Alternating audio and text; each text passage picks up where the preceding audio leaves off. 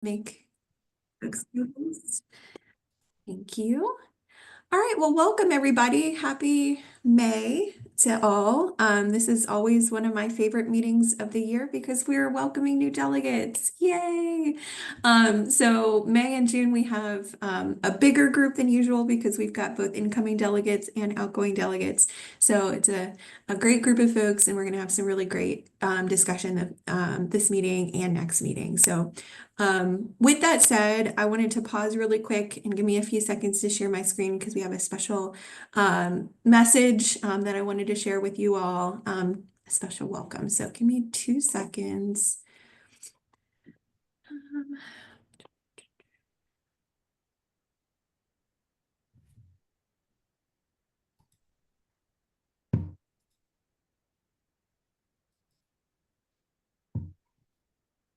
Hello, everyone. I'm sorry that I can't make today's meeting, but I wanted to send my congratulations and extend a warm welcome to our newest employee forum delegates. I look forward to working with you. The employee forum is an important part of our governance structure, and we're grateful to you for volunteering your time. I'll turn it over to Katie to lead you through the delegate charge. Thank you again, and have a great meeting. Excellent. Well, I wanted to share that quick message from the Chancellor, and he apologizes that he couldn't be here. He is traveling today, but we always want to have the Chancellor here to welcome and charge our new delegates. So with that said, I'm going to take a few moments and we're going to together read through the charge of the employee forum delegate. So this is kind of your swearing in. It's something that we do every time we have new delegates joining us. So give me a few seconds to pull up the charge. 2 seconds here.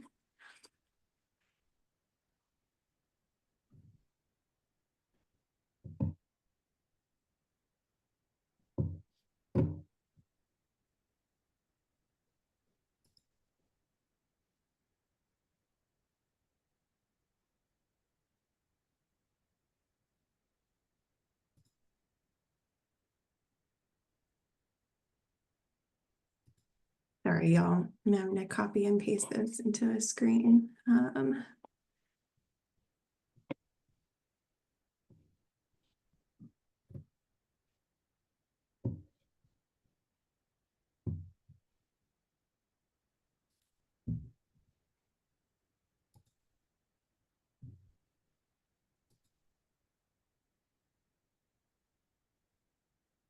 Okay, here it is. Here it is. All right, so how this is going to work, so everybody's going to stay muted because we don't want everybody shouting while unmuted. So stay muted, but if you want to take a few moments to read along with me the delegate's charge, we're going to do that really quickly. So with that said, here's the delegate's charge. I share the employee forum's vision to seek to continually improve the quality of life at the University of North Carolina at Chapel Hill for its students, faculty, and employees through mutual understanding, recognition of employee contributions, and respect for the worth of the individual. I promise to seek out the issues, interests, ideas, and participation of employees, and to bring items needing further consideration to the forum's attention. I also will endeavor to develop a greater understanding of the university's operations and its personnel policies. I will work to develop proactive, progressive recommendations and advocate these to the administration and to employees, and to provide an effective two-way communication link between the administration and its employees. I will help foster an open, positive environment throughout the university and will support achievement of the university's mission of teaching, research, and public service. Okay. With that said, that is the forum charge. Congratulations to all of our new delegates for being elected. We're so looking forward to working with you all. You're going to learn as you go. Obviously, this is the first meeting, and we'll have some orientation opportunities to kind of help get you oriented to the life on the employee forum.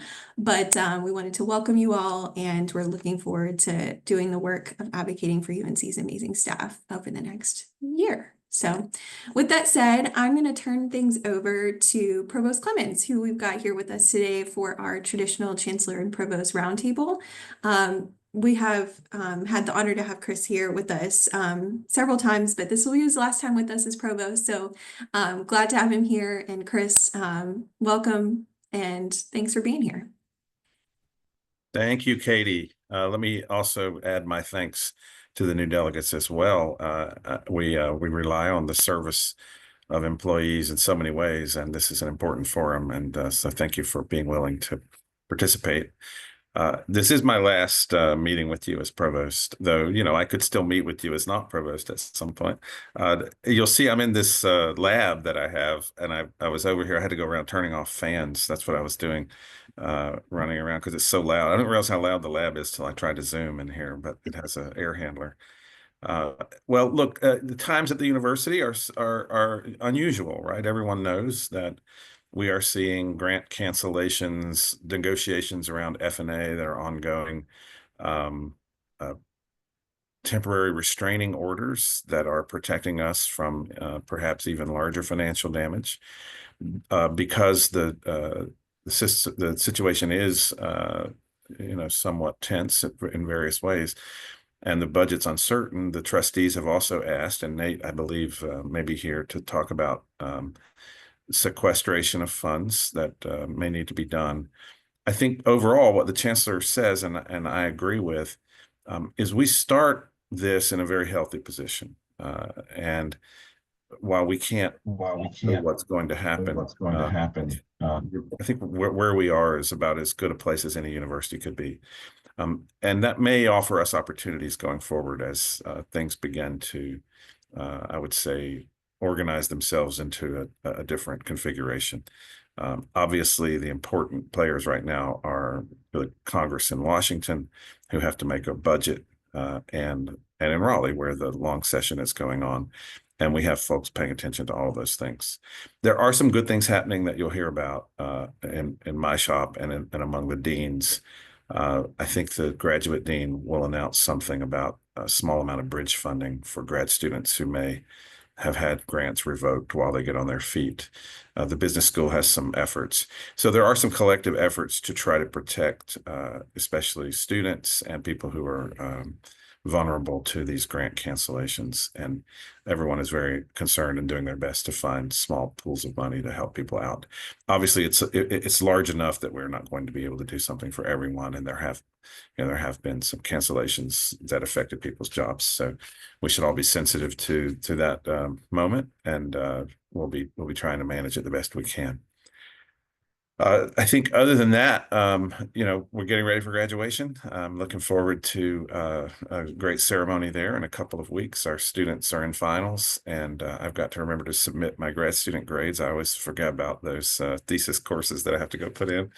So I'm doing the regular faculty things already, and I'll be returning to do research and back to teaching after a brief pause while I move everything from Sakai archives onto Canvas, and I haven't used Canvas, so I've got to be on a learning curve here for a little while. But I want to end by appreciating everyone here, Katie, her leadership, all of your leadership. I recognize Tiffany in my office, who is part of the forum here, an officer. I think we have really, really good connections in the provost's office with this group. Obviously, our door is open. I saw Tiffany just appeared on my screen. So what I hope is that the interim, who has more experience than me, remember being provost, Jim Dean was provost for 5 years and a half, which is the longest serving provost since there has been a provost. So he will add to that a few more months while we do a search. And he is really capable, knows the ropes. I'll brief him on things that have changed, and I think hopefully things will just run smoothly as a search occurs for the next provost. So thank you very much, and I'll say my half goodbye because I'll be on campus and I'll run into many of you in the course of business. And happily, we have time for some questions and discussion. Excellent. All right, folks, we're going to open up the floor for questions for Provost Clemens. And remind us, you're in Phillips Hall, which is like, you know, one of the best buildings on campus, right? I'm in what I call scenic Phillips Hall. Awesome. All right, questions for Provost Clemens.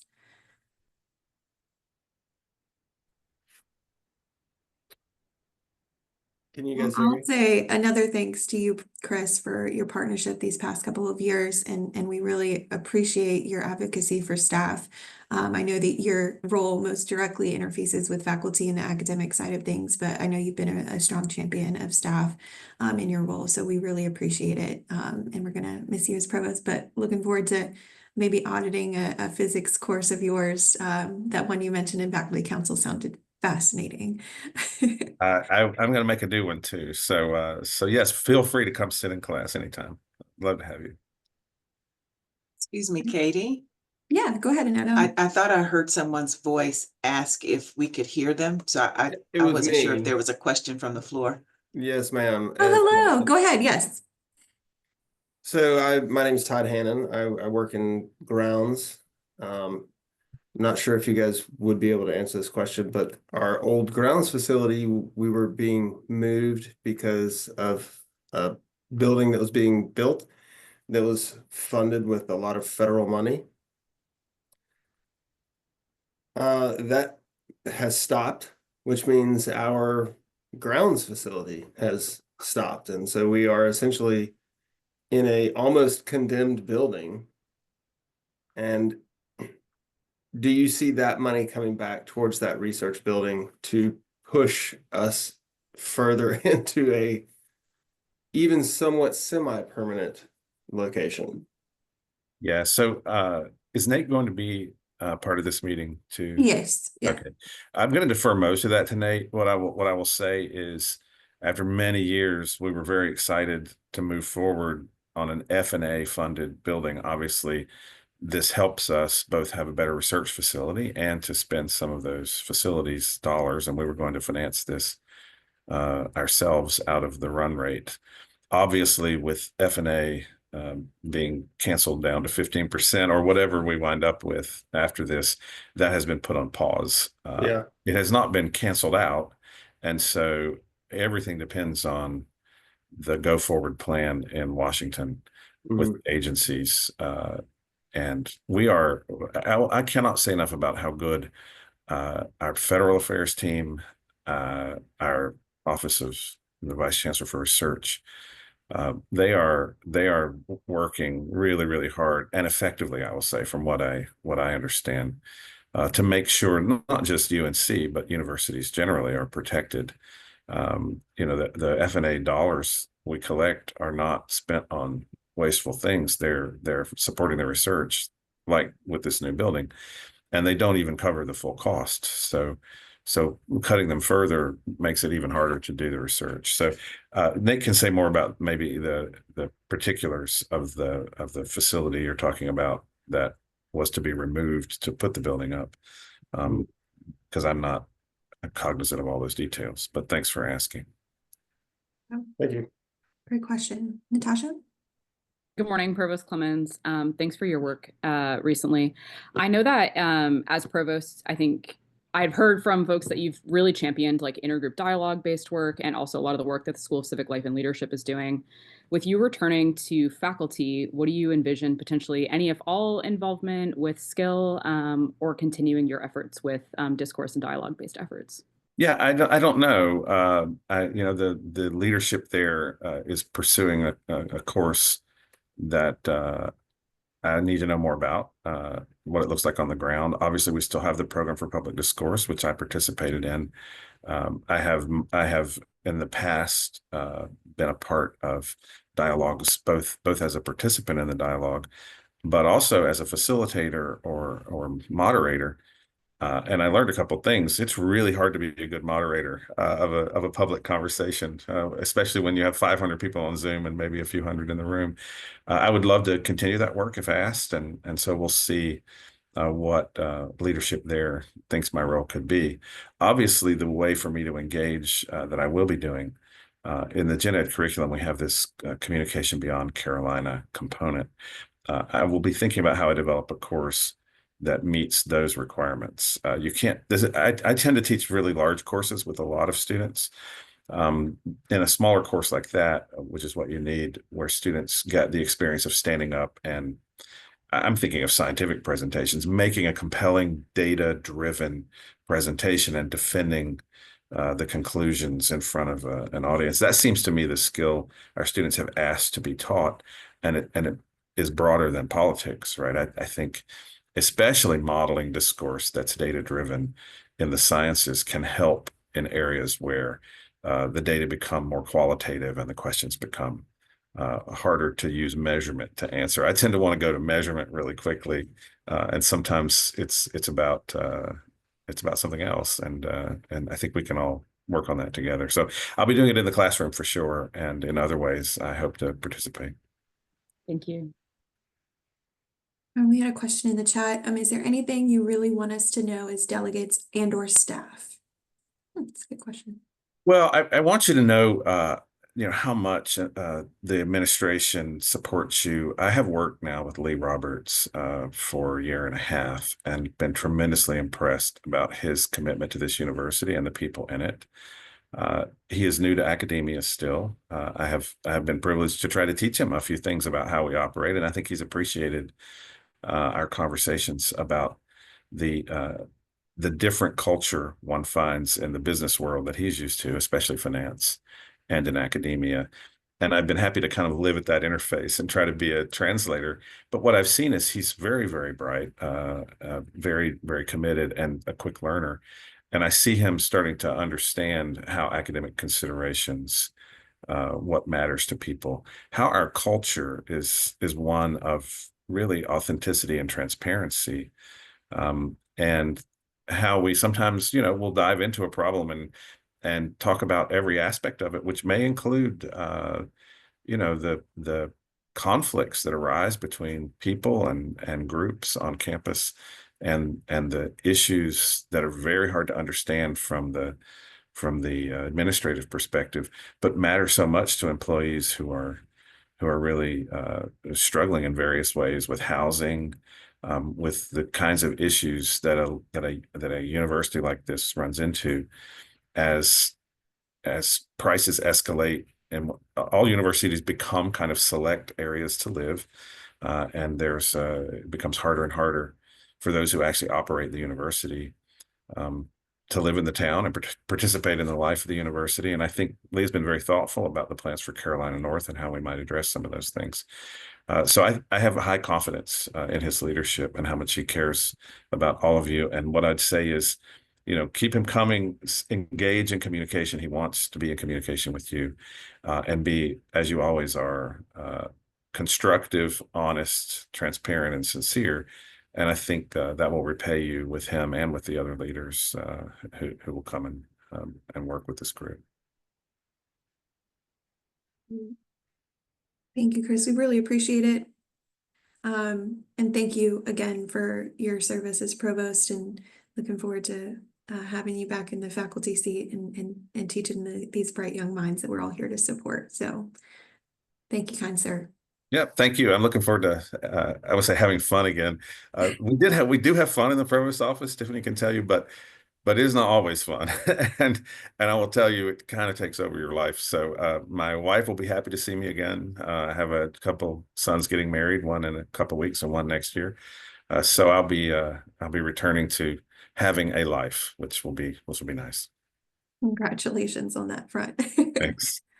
All right, folks, we're going to turn to the next portion of our agenda, and I don't believe Nate Knuffman is here with us just yet, so I'm going to pivot just a little bit.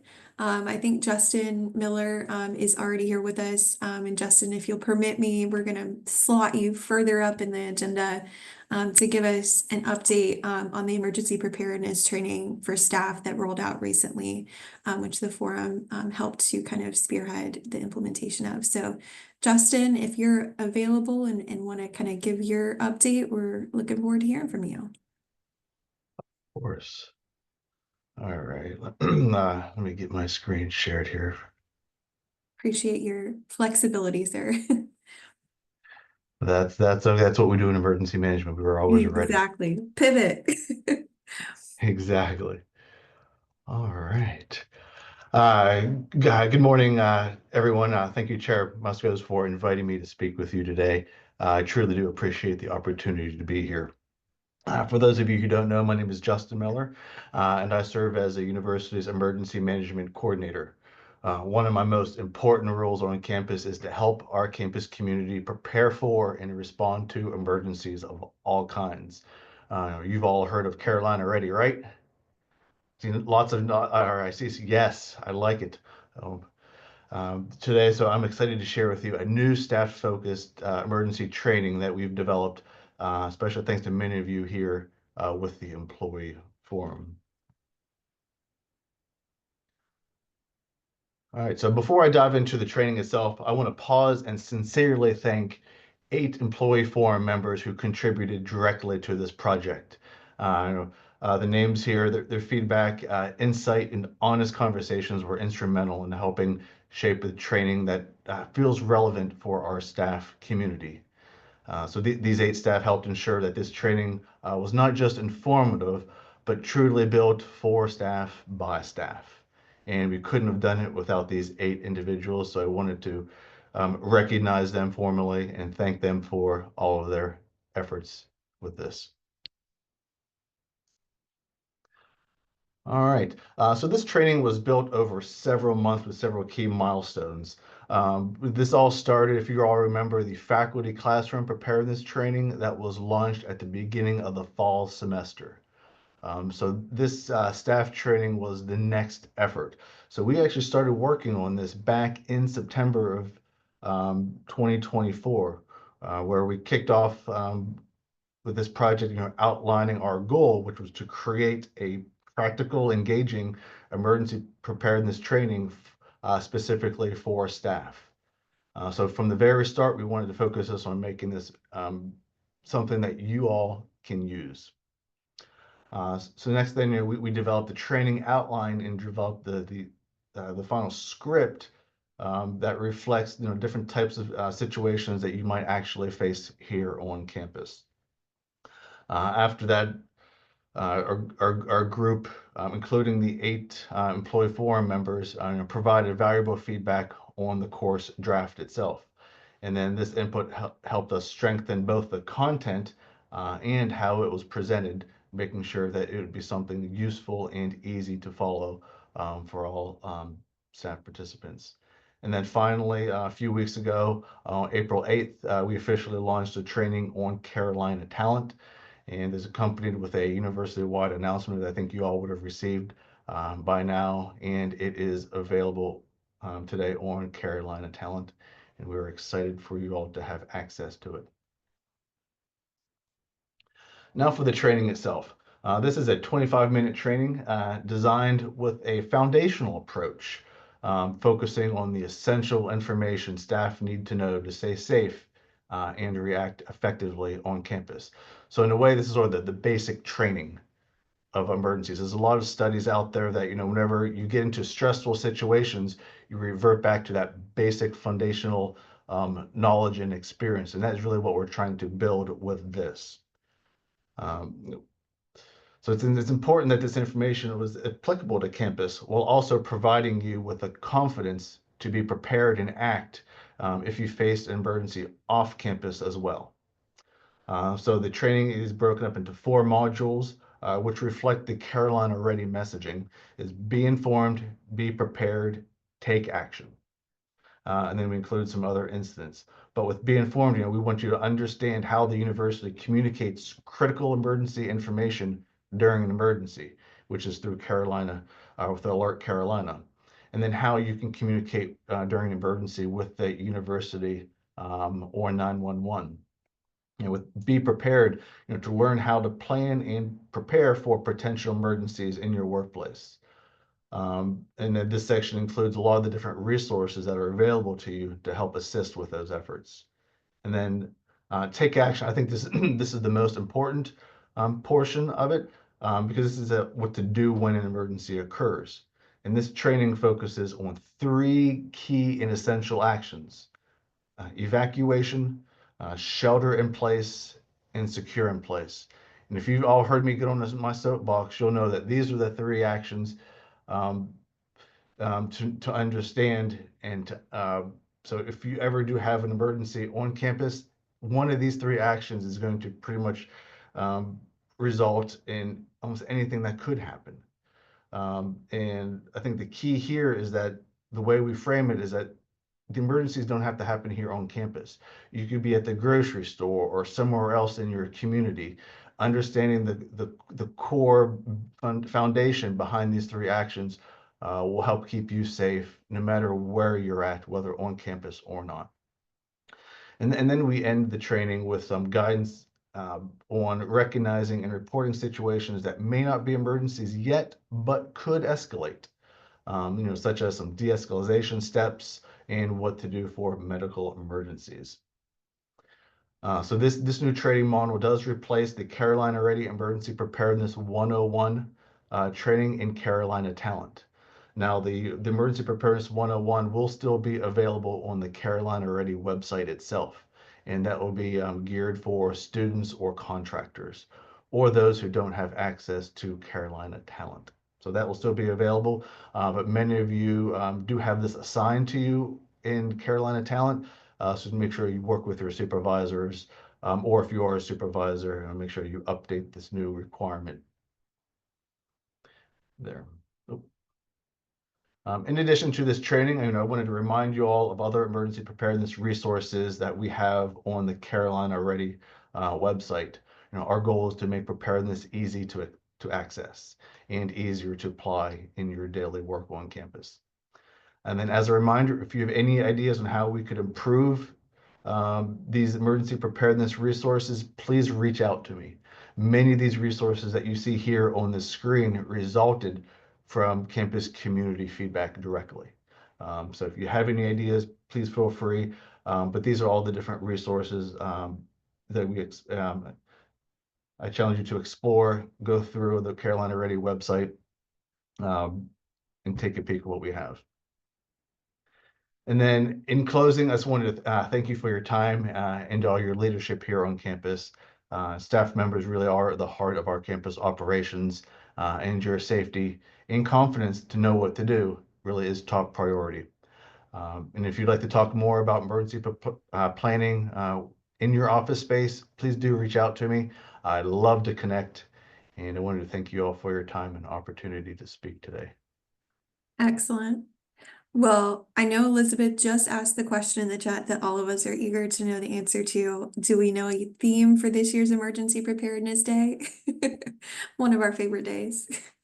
It's going to be different, Okay. but it'll be something as engaging as fun. So please do stay tuned. It is early in the works. So no pirates this year, but a fun No new pirates. theme. Sure, but it'll be different. Okay, there's some ideas flowing in the chat, so feel free to poach some of those. I'm going to mark them down. Any other questions for Justin? We do really appreciate y'all's team's effort to roll out this training for staff. I know it was a really eagerly anticipated resource for staff following some of the incidents on campus recently. Katie, it's Teresa. I have a question for Justin. Go ahead, Teresa. Hey, Justin, I'm Teresa Silsby, and I actually am supervisor of the Business System Help Desk, so we support Carolina Talent. And I have a question for you. When it comes to the the two different systems, is it the preference that anyone with Onion credentials use Carolina Talent and anyone else would go through the other Linc? Or does it matter? For the new training course, it is only available in Carolina Talent. The Okay. Emergency Preparedness 101 is only going to be available on the website itself. Again, for those who don't have Carolina Talent access itself. With the website, we have no ways to tell how many people have taken it. It's an open Gotcha. resource available to everybody. But we do Okay. encourage our staff members to utilize this new training via Carolina Talent. Okay. That's what I just wanted to be sure, because we will get calls about it, and I just wanted to make sure we were good and prepared for it. Thank you so much. When we've worked with a lot of the staff on the Carolina Talent side to be prepared for those type of questions with guides and sheets to answer questions. Got it. All right. Thank you so much. Welcome. Other questions for Justin? You guys are letting me off easy. Awesome. All right. Well, we really appreciate you coming out and presenting. Who all has taken the training? If not, go do your training. And for supervisors out there, I'll throw assign my it. email address in the chat. If you do have any questions or would like to follow up, I'll do that. Awesome. All right.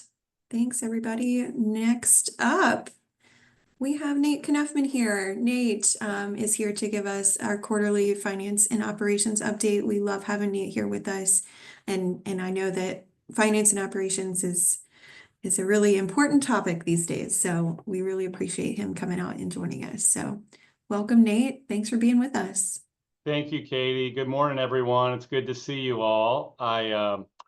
I have some slides to work through with you today, just to lay out a budget update, where we're at in our budget process on campus.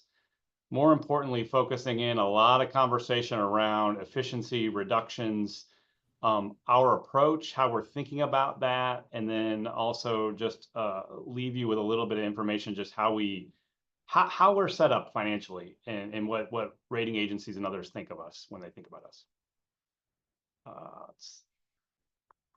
Can you all see this okay? Okay.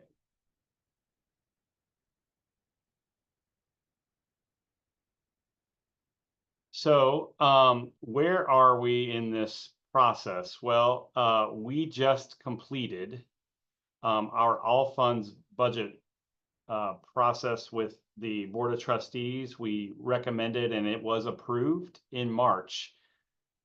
So the next step is the Board of Governors will be looking at those in May. So again, the Board of Governors is a review, the BOT is a review and approval. So I think notable, the last 2 years, if you all have followed this process, we have been in a posture where it's taken 2 separate meetings with the Board of Trustees to get that approved. So this year it was approved in 1 meeting. You can see how we started our process, and really a lot of requests. So $119 million of requests across the campus.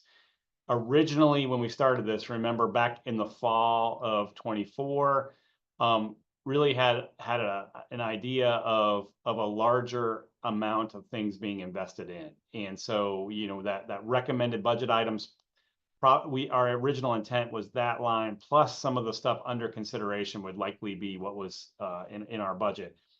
Of course, all of the uncertainty on the federal policy and state policy landscape, and to be able to be in a posture where we're, I think, better prepared, we really narrowed that scope of items that we invested in to just our kind of must-dos, either contractual obligations, things to support our highest priority of enrollment growth.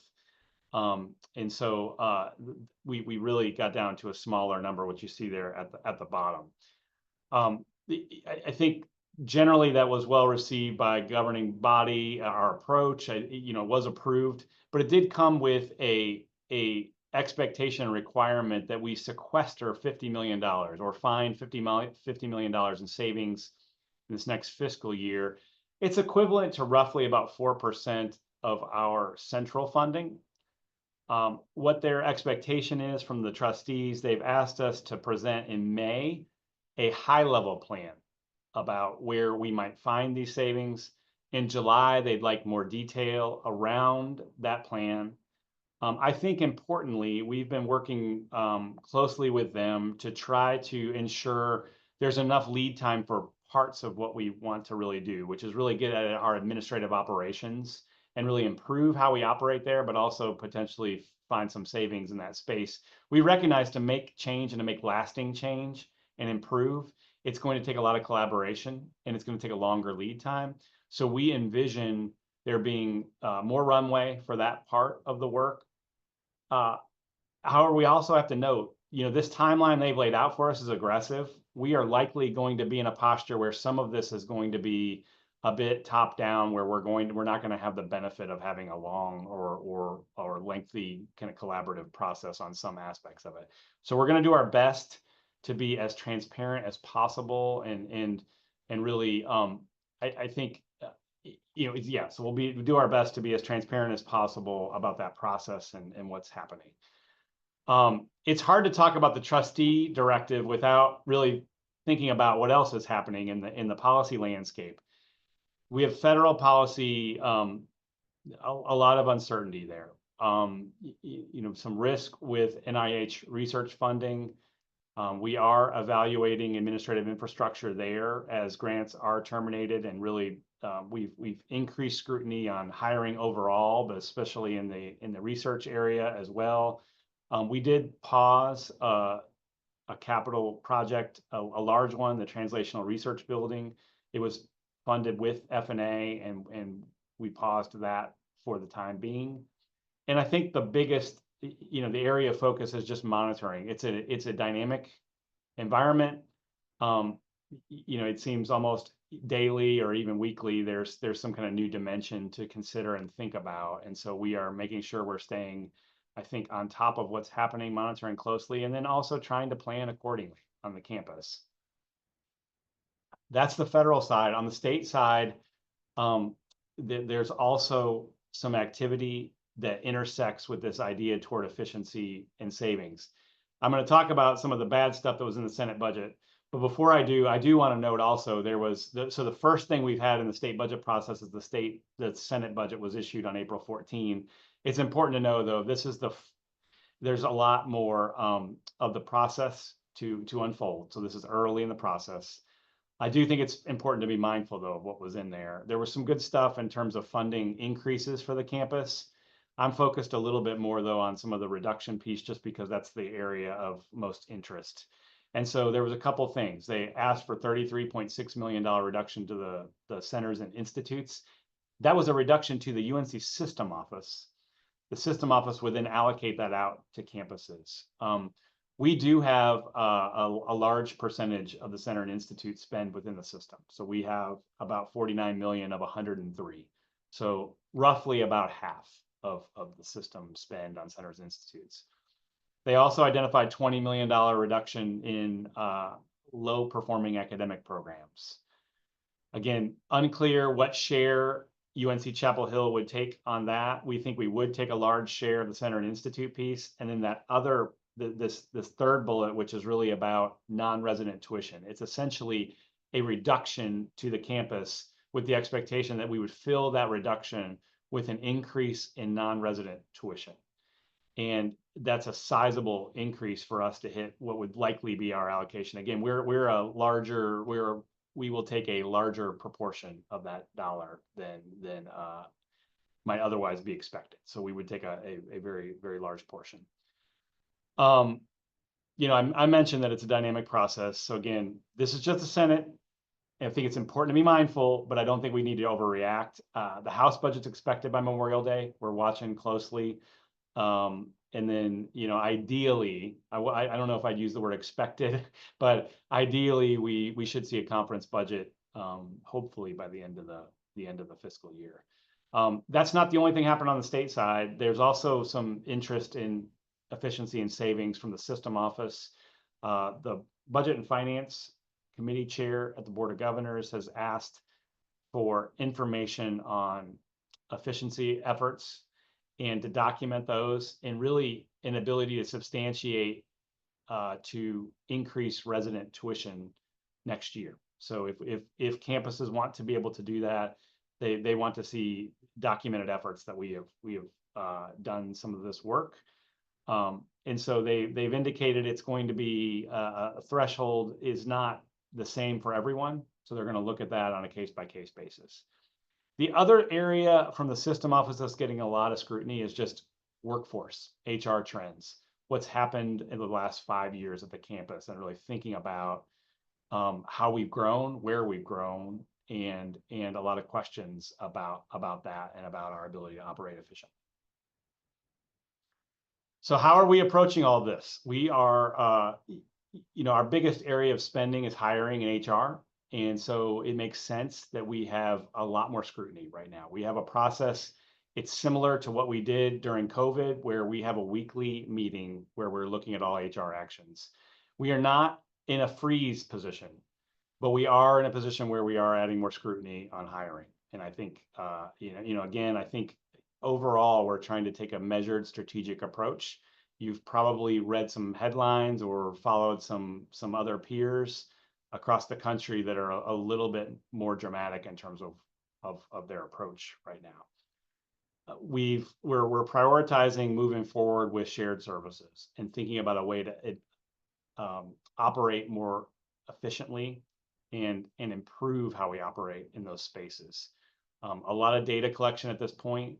Scott Savage has joined our team and is helping to really lead an effort here across the campus to think through how we move this forward. And then, we already talked some about the budget reduction process and how we're approaching that. Again, some decisions, just the timeline from the trustees is going to require us to move a little quicker, but we are going to try to be as collaborative, as transparent as possible. And so, especially on some of the administrative shared service implementation, we believe we'll have a lot more time to work through that with the campus.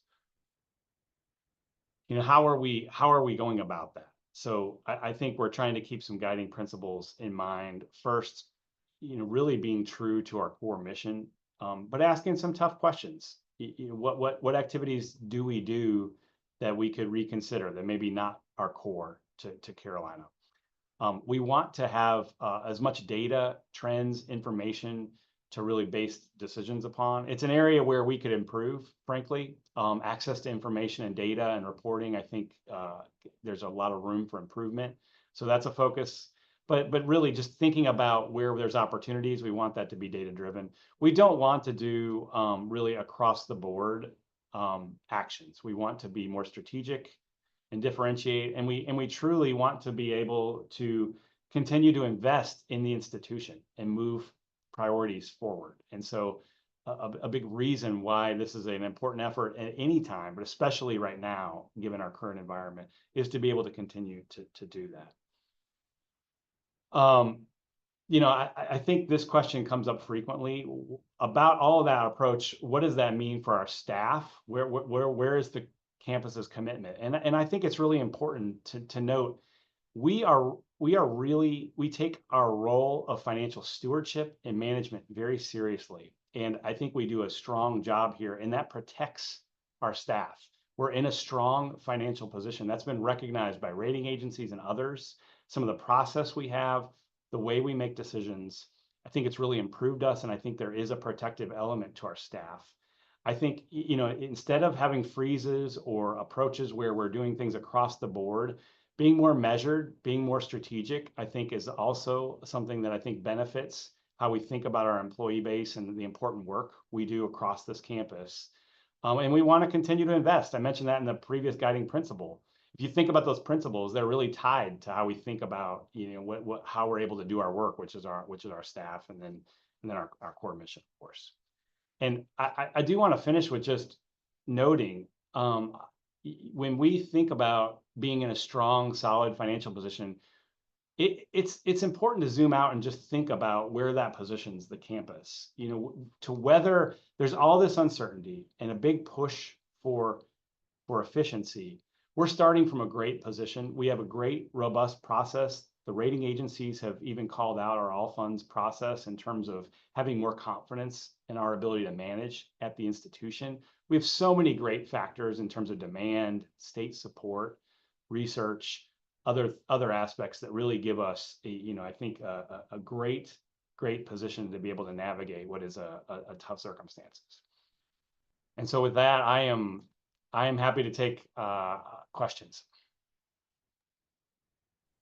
All right, so there's several comments and questions flowing in the chat, but before we get to those, Nate, before you arrived during Provost Clemens' update, someone did ask a question, and I wanted to give them the opportunity to bring that back up here, that related to the building that you mentioned, the pause on the translational research building, and its impact on the grounds employees. So did you want to bring forward your question again? I'm right here. Oh, there you go. Yeah, there you go. Hi, Nate, Todd Hannon, grounds. Just kind of wanted to get an update on, you mentioned the TRB that was pushing us for our move. Now that is not there, when do you foresee that picking back up? Yeah, great question. It's a tough one to answer as well. I mean, I think the way to think about the TRB project is it's paused. I don't think I would not interpret that as a permanent decision. It hinges some on getting more clarity and just having a little bit, having things stabilize a bit at the federal policy landscape. So we're continuing to monitor that. I think when we feel like we're in a stronger position there, we'd like to move that project forward again. And I think that would obviously, the relocation of the grounds building, which is not the best, would be a component of that. And if there's, we can talk some more about too, just if there's more to think about in terms of the urgency around that. So open to talking about that as well. Yeah, I mean, the urgency was, there was supposed to be a trailer out here at Carolina North for us to at least have a break room. So all of the employees in grounds are demoralized, I think is the right word right now. We've been told to get out. They took the time clock out. That took forever to get back in. It's just been this has obviously been very disruptive to everyone. But yeah, this has been extremely disruptive for our operations. Well, understood. Thanks for relaying that. And we can talk some more about whether there's some things we can do to help on that front. I think the campus, I mean, I'll just say, this translational research building has been talked about for a decade plus. Mm-hmm. For us to have a funding plan, to have negotiated with every unit on campus, to have a plan where we had moved forward with approvals at our governing boards, to be in a position to be able to move our research enterprise forward. A lot of us are very disappointed with where we're at, but I think it's also the fiscally responsible thing to do to pause right now. And again, I hope that we're in a posture where we're able to move forward again relatively shortly. Okay. Can I just chime in and add that we had members of the community come to our last meeting and from grounds and say how this is just to add on to Todd's demoralization comment. The grounds crew shared that they are limited in protective clothing, in break opportunities, and locations where they can get out of the sun. So even if the project, I mean, we all understand, right? Money limitations are money limitations. And is there an opportunity if this building project cannot move forward in the next year or so? Climate change is real. The heat waves are real. It's already 90 degrees and it's April, May. This is a real concern for our grounds crew. Is there some other ways that we can be supporting that crew while we work towards a longer term solution?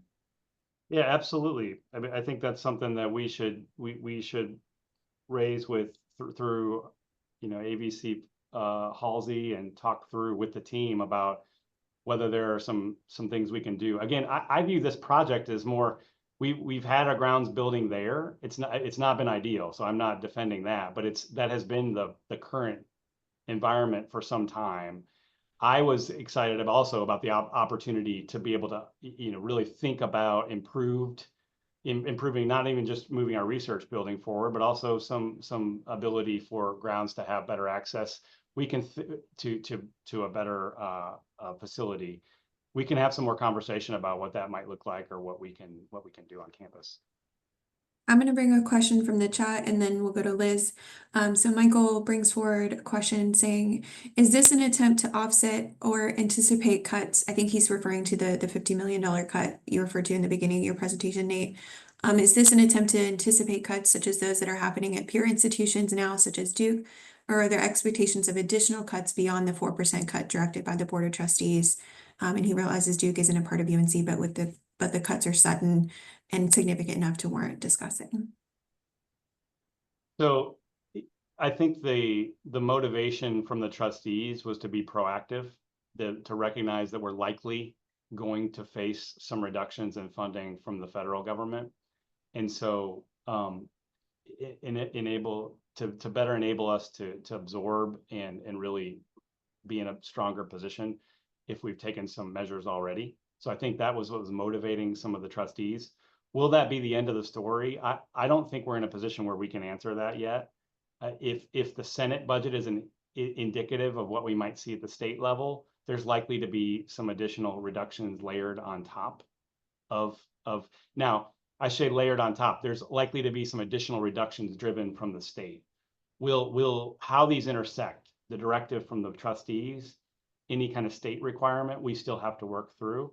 That doesn't even address any kind of federal reductions on research funding and grants and what that might look like. So is there likely to be more reduction in space? I do think there is likely to be more reduction facing the campus. Elizabeth, your question? Yeah, I want to circle back for just a second. I have other questions in the chat, but I really want to lend my voice, even though I do not work in grounds, to the urgent situation that I understand what leadership is facing with the moving around of funds and the interruption of projects. However, these people's safety and well-being is on the line, and the least they could get is a trailer.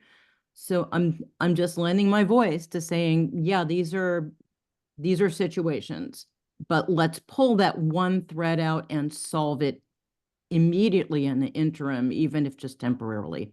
Thanks. Did you want to bring forward your question from the chat, Liz?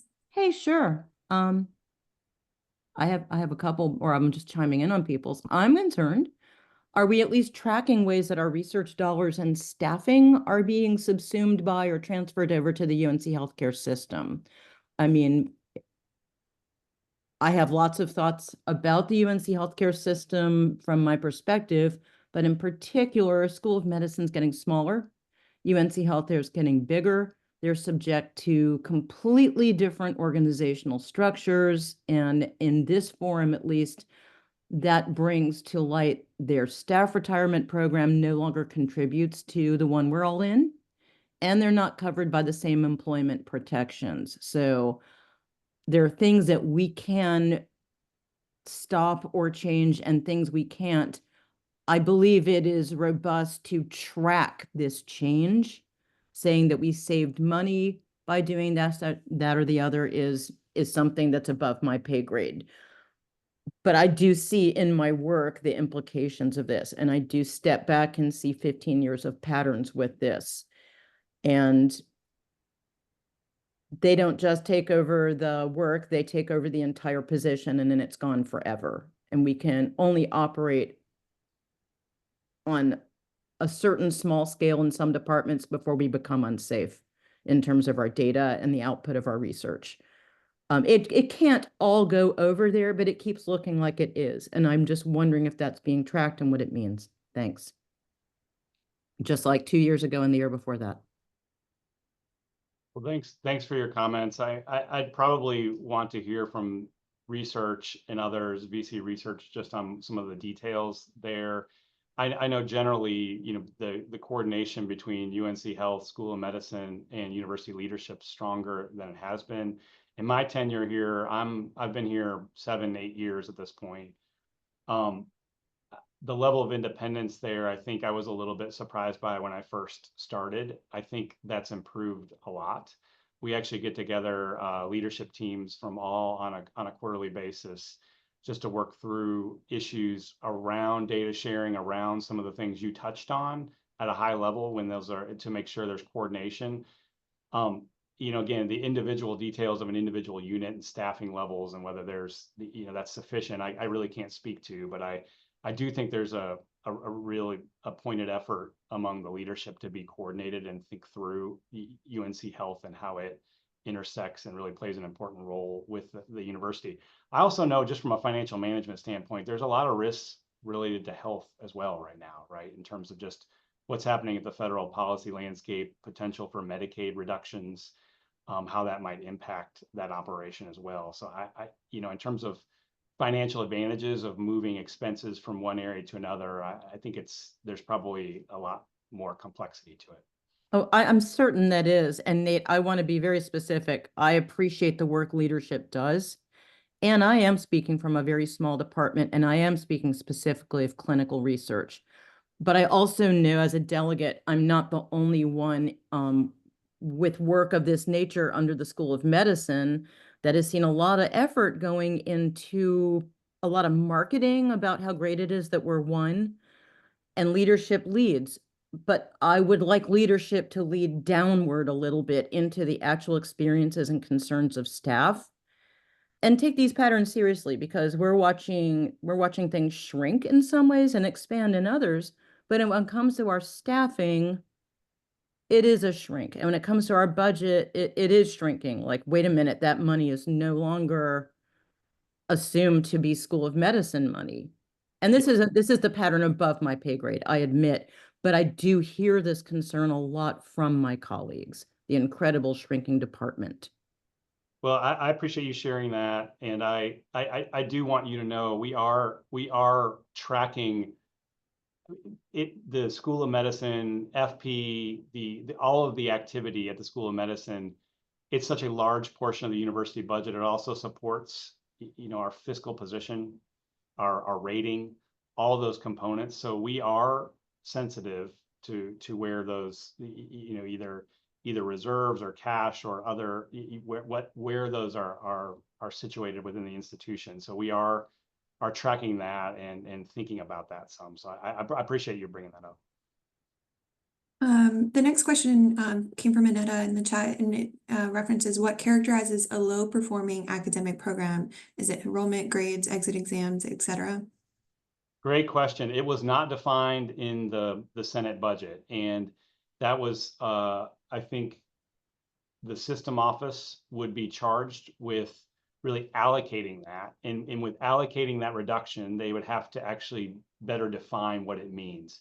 I'd expect there to be some focus on enrollment, some on, there was a big push within the UNC system to look at return on investment, ROI by academic program. I think that would likely factor in some of that data they looked at.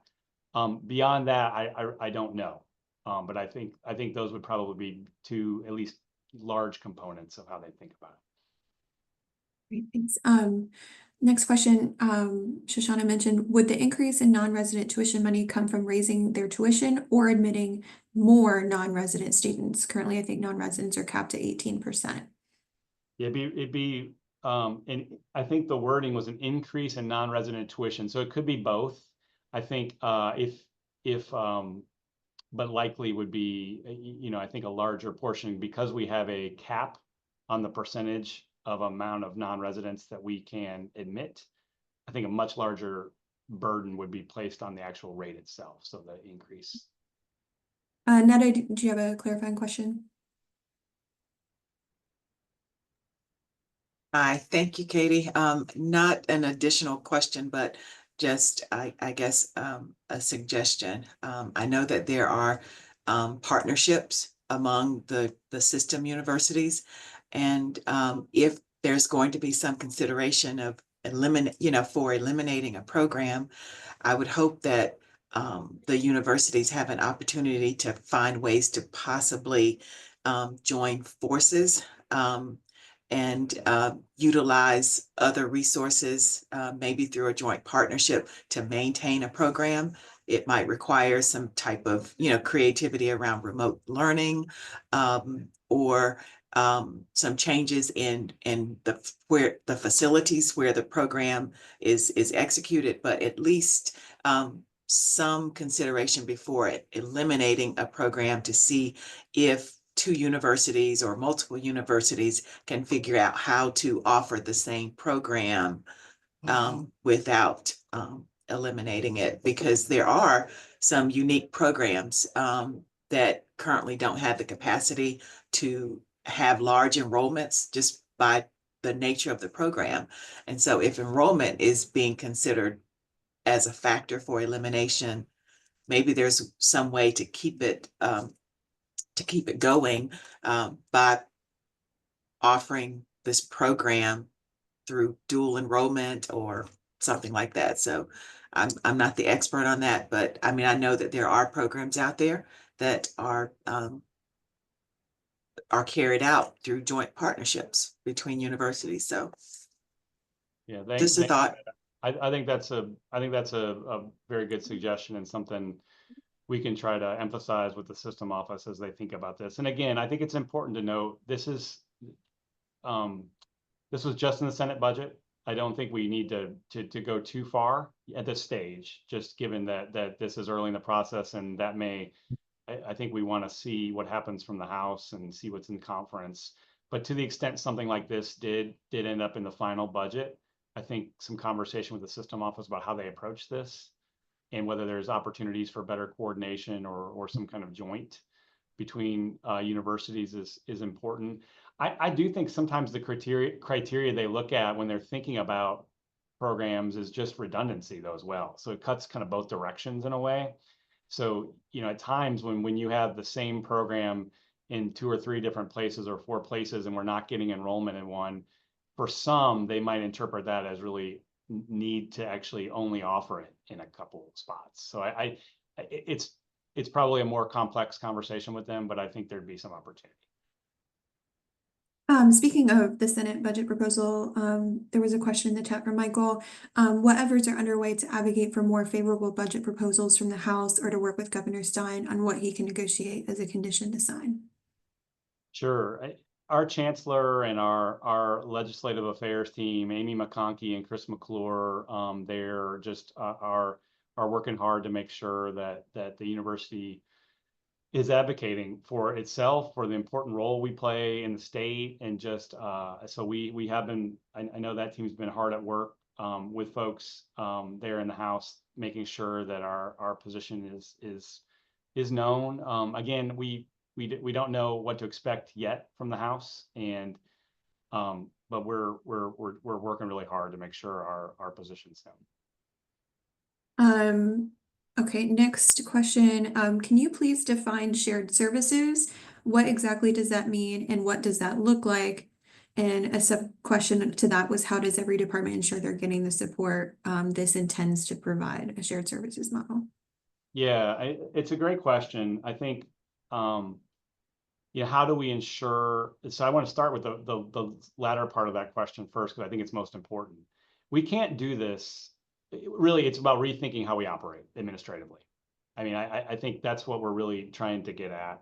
And we want to start with really the key things we do, defining those key metrics and what that really looks like. So those service lines, the service areas, and defining what it means to be successful, and even thinking about how we improve that. So I think starting there from a position where we are going to ensure that we actually improve upon the core focus of whether that's finance and in transactions, whether it's HR and transactions, whether it's procurement, whether it's communications, whether that's research administration, whether that's some of the academic program support, whether it is you know, I think IT, all of those things I think are potentially in scope, and we're looking at those, and we'll have some more information to share on this. It'll be important to have Scott be able to lay out some of the vision, but we're really thinking about a strong governance structure where there'll be a lot of representation and ability to have subject matter experts really start to define some of those areas, and we work together collaboratively to think about what it means to perform better. We don't have one model in terms of whether it's some centralized unit, whether it's a large shared service center with all those aspects, whether it's one with pods, whether groups. We don't have that in mind yet. We're going to this open-minded and want to talk through what makes most sense for different types of services, whether that's IT, HR, finance, et cetera. So I think that's generally been our approach. Sarah, did you have a follow-up to that? And then I'll bring forward Audrey's question in the chat. I do, thanks. Yeah, I guess we heard from operational efficiency team, and a lot of what they shared felt very numbers driven at the expense of the humanity, the needs of staff. And we've seen with these cuts, with these operational efficiencies, a reduction in force, but not a reduction in expectation, which doubles the work of the existing employees without in my opinion, consideration of like how the burnout, the repercussions of the ways that we're piling work on to people. This also relates to this slowdown in hiring. If we make that process take twice as long, I can appreciate wanting to be strategic, and when that strategy decisions comes at the expense of the existing staff taking on role after role after role for people in their department who have left, and then expecting, because it worked for the short term, that it can continue in the long term. I just think that this focus on efficiency without remembering that we're human, it is something I have seen, which is why I'm bringing it up, and also something that we can prevent if we are thoughtful about it. So I just want to raise this as, I love IT finance. They have numbers. You can train tools. You can make things more efficient. You can make processes shorter, more clear. But when it comes to things like HR or research or teaching or support staff, the energy and time and effort that goes into the human part of what makes this university great, right? It's not just the minds of the people here. It's the way that we engage each other. It's the way that our faculty support their students, our staff support the faculty. It needs to be a continual system of support and not just a look at numbers. So I just want to raise that as a reminder of like, please keep our humanity in mind. We are not AI, we are not machines, and we care about this university enough to temporarily take on way more than we should be doing. And that cannot be the status quo here, especially with the way that other benefits from the state are being cut. Yeah, I appreciate those comments, Sarah. I mean, I want to emphasize again, I mean, I know it's painful to have the HR process move more slowly. This is all aimed at protecting your employment, our ability to protect our staff.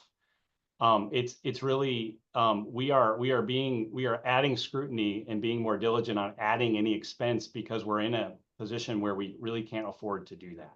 And it's in a place where it really, I think, protects our current employee base, thinking about where we're at. And I also think your comments are important. I also think it's important to know it's not going to be just data driven by itself without an appreciation for what the impact is on people. But we do have to start with some of that data just to help have the conversation and think through how we're operating. If we look at some of the information, we have grown a lot in certain areas in terms of staffing from 2019 to current. And we're going to be able to go through this together and think through where that positions us and what that means for workloads. It doesn't mean that we want to have unrealistic amounts on folks, but we do need to think about this together and whether there's some opportunity there. And again, I think that's all aimed at protecting us and being in a position where we're in a stronger fiscal position and not doing, again, what we're doing right now is much, much smaller in scope compared to what peers are doing and even just up the road. All right, folks. We've got time for one more question, which I'm going to bring forward Audrey's from the chat. If we don't have time to get to you, I do encourage you all. We have a Vice Chancellor Representatives meeting next Thursday. While we did just set the agenda for that, we didn't have too many questions, so we will likely have time for additional questions from the floor at that meeting. So if you haven't registered to attend that, please reach out to Matt Banks and we can field some additional questions, I'm sure, from Nate at that opportunity. So Audrey had a question and wanted to kind of understand how the launch of the new capital campaign in the next few years is being accounted for in our budget and the federal funding freezes. Well, it's an opportunity, right? It's an opportunity to add some dollars for strategic priorities in areas where there's a more of a premium on additional dollars to move the institution forward. It's exciting. Mike's been leading an effort to think about transformational ideas.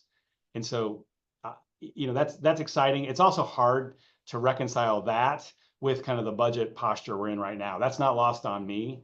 I think there is, but I think there's a little bit of lead time on that, right? They're in the prep stages, and there's a little bit of time before that's going to be launched. My hope is there's also some dollars that are generated through that process that can help relieve some of the burdens that we're talking about and some of the pressures that we're facing. Excellent. All right, Nate. Well, we are at time, but we really do appreciate you coming out and answering our questions. This is a really important time to be focused on finance and operations, and we appreciate all of your efforts and your team's efforts as well in guiding us through this uncertain period. Yeah, thank you for this. I appreciate it, and we're going to move on to our next section. Nate, we look forward to hopefully seeing you next week at BC Reps. Thank you.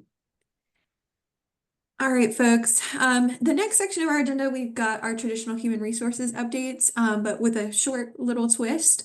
So Linc Butler is joined this time by Adam Beck, who's our Senior Director of Classification and Compensation.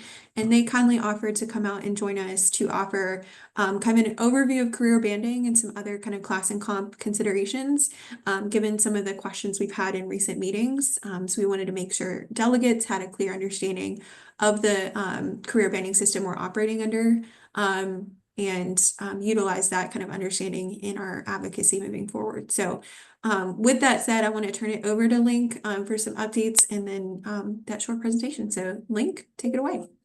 Yeah, thanks, Katie, and welcome to all new delegates and welcome back to all returning delegates. Looking forward to getting to know some of the new faces and working with you all in the coming months. And, part of adding to what part of Katie said, this is sort of the start of the conversation, right? We wanted to make sure we had an overview of the career banding system, but at the same time, Katie and I have been corresponding, and we're going to follow up with a meeting with the executive committee to talk about what other resources might be helpful for the forum and that advocacy work, maybe working with the personnel issues committee more directly on that. So looking forward to the continued conversation and partnership around this. Do have a couple of very quick updates that I think are very important to the forum and of interest. Some of you have been tracking the budget proposals, and I know Nate talked a little bit about some of that, but I wanted to point out some of the highlights of what we've seen so far that are usually the kinds of things that state employees are really paying attention to. Back in March, the governor's budget proposal came out. In that budget proposal, it did include a 2% across the board increase for state employees, a 2% one-time supplement for retirees, and a $1,000 one-time bonus for employees. There was also a proposal in there that some of you may not have seen or didn't look for, and there's a proposal to actually increase the leave earning structure for what looks like SHRA employees, where it would increase the number of days of leave as you sort of graduate based on state service. Again, that's the governor's proposal. It doesn't mean that any of that is final or that there's any guarantee that will be included in whatever gets agreed to. The Senate more recently, as Nate mentioned, came out with their proposal. A little surprising based on what we've been hearing leading up to that, is that we likely wouldn't see any kind of across the board legislative increase. However, the Senate's budget proposal did include a 1.25% across the board increase and a provision for bonuses in the amount of $3,000 to be spread over the next 2 years. Now, it didn't talk about exactly how that would work or what that split would be or that spread would be. But I was a little surprised, I think, to see that pleasantly. So to see that there was some type of increase included in the budget. As Nate mentioned, the next step is in the House. So that also, there's no guarantees on what exactly that would look like when a budget proposal is agreed to. But wanted to make sure that you all were aware of that. I know many of you are paying attention to it already, but again, just wanted to point that out. As Katie said, I'm going to turn it over to Adam Beck. He's our Senior Director for Classification and Compensation. His team handles all things class and comp related to the SHRA structure, which includes career banding. So again, as part of the start of the conversation and the ongoing work we're going to be doing with you all, Adam's going to walk us through sort of an overview of career banding, the structure and how it works. and we're happy to take some questions as time allows. We also have with us again today Jessica Pyjas to do her wellness updates if there's time, but we're willing to be flexible depending on how the schedule goes. So Katie, you tell us what you need. Adam, it's all yours. All right. Good morning, everybody. So as Linc said, this is sort of a high-level overview of career banding and the basic rules that it operates under. So to start with, just a few definitions that may be review for some, but new to others. SHRA is an acronym for Subject to the Human Resources Act. So employees who are in SHRA appointments, their policies are governed by the Office of State Human Resources and the State HR Commission. And then the other side of the coin is the EHRA, which is exempt from the Human Resources Act. And they are currently transitioning that nomenclature to EPS, which is exempt professional staff. And they are governed by the UNC Board of Governors in terms of policies. So what is SHRA at this point in time? Existing positions that are non-exempt, meaning hourly eligible for overtime, are SHRA, with the exception of law enforcement officers who are all EHRA, EPS. Any new position that's created that would be non-exempt hourly is created under the SHRA career banding structure. And then occupied exempt positions, salaried positions, whose incumbents elect to remain SHRA through the various offerings we've had over time and will have in the future. So under EHRA or EPS, anything that's created new that is salaried would be created under the EPS structure. Any vacant exempt position that was SHRA is required by law to be converted to EPS before it's filled. And then occupied exempt positions where people elect to convert from SHRA to EHRA. And for both of these groups, the UNC System Office now sets salary ranges and market rates for both, but they do have to be approved by OSHR for the SHRA population and by the BOG for the EHRA population. So career banding is the structure for our SHRA employees, and we currently have just under 6,200 SHRA employees in filled positions on campus. This was initiated in 2004, replacing our old graded system. And then the final implementation was in 2008. So we've been in it for about 17 years now. The policies are governed by the Office of State Human Resources and the State HR Commission. Most things are administered by the UNC System Office by a delegation agreement. So for instance, things that we don't have authority to do on campus or that exceed our campus level authority are reviewed and approved by the system office rather than OSHR. And currently this system is only used by the SHRA employees of the UNC system. So the agencies are now in a different structure. Of course, the EPS employees are. So the university SHRA employees are the only ones that are in a career banded system right now.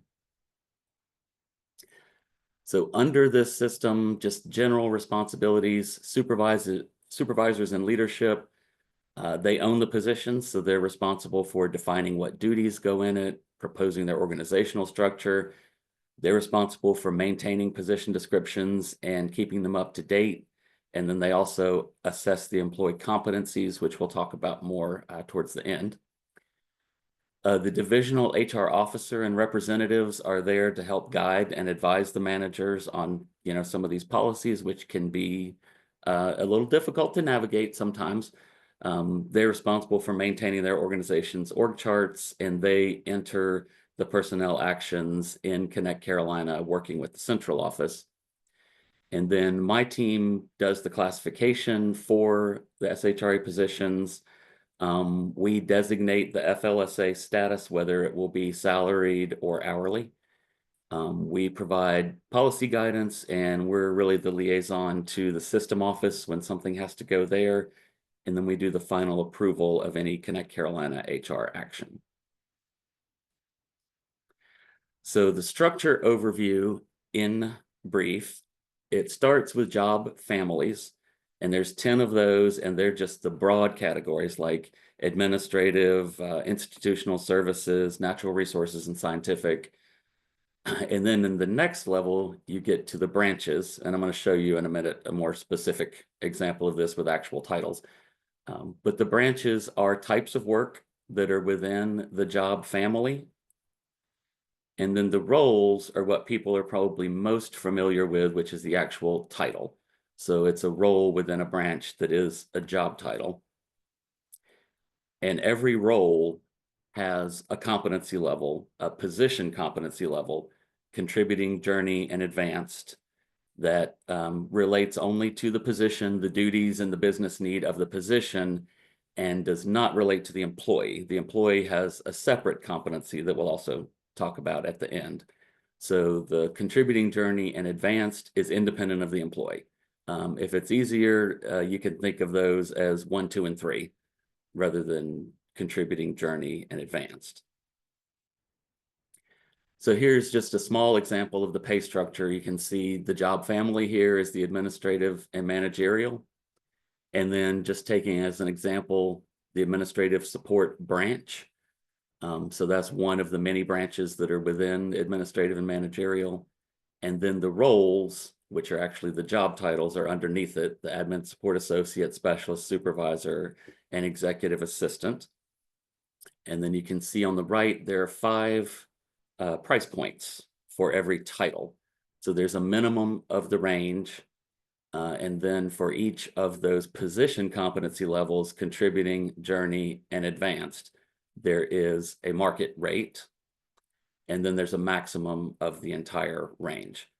And so the ranges were updated just a little over a year ago, which, helped solve some huge problems we were having. It was the first update since 2018, and there was a real crunch. We had a lot of people maxed out. So that update did give us some relief. Every title got at least a 7.5% adjustment to their price points, and some things got all the way up to 25% where the market indicated it. So here's how those pay ranges work within that. So every employee must be paid at least the band minimum. So you cannot pay someone under the minimum of the band for the position that they're in. An employee who's in a contributing position can be paid up to $1 less than the journey market rate. So that would be the contributing range. And then the journey range is from the band minimum all the way up to $1 less than the advanced market rate. Although obviously we would highly recommend paying above the contributing market rate for a journey level position. But the actual allowed range does go from the band minimum up to $1 less. And then the advanced is the entire range all the way up to the band maximum. Employees can't exceed the band maximum unless it happens due to a legislative increase, or if it's some sort of a temporary supplement for acting against a higher level position or something like that. And what we call the halo is anywhere between 90 and 110% of the market rate for the given level. And that's just sort of where pay is expected to be. It doesn't have to be, but that's considered quote unquote normal. If someone's paid less, it's usually because it's a funding issue, and being paid more than 110% is usually, there's a reason for that as well. Either it's a hard to fill position, or the person has a particularly developed scarce skill set, or whatever the reason may be. But 90 to 100% is really what's considered normal, and nobody's going to really question much around anything in there. Things below it or above it might receive additional scrutiny. So these are the reasons that SHRA employees could receive increases under career banding. So competitive hiring actions, anybody who competes for a job and promotes or moves to another position, the pay factors are applied and they can receive an increase for that. Newly demonstrated employee competencies, which again will be the last part. We'll go over a little more detail on that. Labor market adjustments. So this is sort of the secret weapon to help adjust people. We do have authority to go up to 110% of the market rate for each class. And that's the one that's sort of less fuss, less muss. As long as, you know, you're not creating an equity adjustment with someone else, then a market rate is the easiest thing to do that you can get employees up to 110% with. Retention adjustments are a little bit more stringent in the SHRA world than they are in the EHRA world, but they are possible for offers or pending offers from external non-state employers. Internal equity adjustments, when people are in the same classification and doing the same work. If somehow the pay has gotten out of alignment, this happens sometimes when groups are blended together and people become peers that weren't peers before, then equity adjustments can be given. There's room for giving money for significant additional duties within the same classification. So if someone is and maybe it's not enough to push it to the next level of the classification, but it is something that's outside the scope of what they've previously been doing, then money can be given for that. And this can be either permanent or temporary. If somebody's temporarily taking on higher level duties, then they can receive a temporary supplement. Occasionally, federal regulations may come into play. This is really more around temporary employees with minimum wage, or when they change the minimum threshold of the salary to be exempt from overtime, then that may be a reason for an increase. And also reclassifications to a higher level can come with a pay increase. So things that aren't factors in this are just straight years of service, are not factors in pay. Unfortunately, quantity of work is not. More of the same is not a reason for a pay increase in the system. The state considers that an FTE issue, which we realize is sometimes sticky, but it has to be work that's at a higher level or outside the scope of the job in order to result in a pay increase. And people's personal characteristics and just strictly performance are not allowed pay factors in the career banding system. And then people are ineligible for salary increases under career banding if they have an active disciplinary action, if their annual performance rating was an overall of not meeting expectations, if their most recent performance review or competency assessment was not completed, or if they're not in active pay status. And now most of these things may or may not prevent an employee from receiving a legislative increase. They give us the implementation instructions every time there is one, but the last several years, the instructions have been that it's across the board without regard to performance or disciplinary actions. And so the pay factors that are considered in career banding, they were very acronym happy when they launched this system. So we have what equals out to FAIR. But the first one is financial resources, which obviously you can't pay people money that you don't have. And then there's the appropriate market pay. So looking at where the job is in the market, what is the market rate? There's the internal equity alignment. So again, looking at any peers that may be in the work unit that are in the same branch, role, job title, and position competency level, and doing the same work would be considerations. And then lastly, required competencies. So this allows for differences between jobs that may be in the same title. We only have 160 some career banding titles. And if you think about the huge breadth of work, types of work and levels of work that are done at the university, it means there can be just a huge variety of job types and duties even within the same title. So my example is always, and the thing that always causes us headache, is that we have one title for public communications specialist. That's a title, and every level and every type of job that would be in communications and marketing has to go into that one title, the one bucket for all those jobs. So the required competencies can allow for some pay differentiation in cases like that. And then the last big topic is the employee competency assessment. So we talked about the position competency, which relates only to the position. These relate only to the employee without regard to their title or level. So this is just how employees demonstrate their knowledge, skill, and ability against the responsibilities that are assigned to them in their specific job.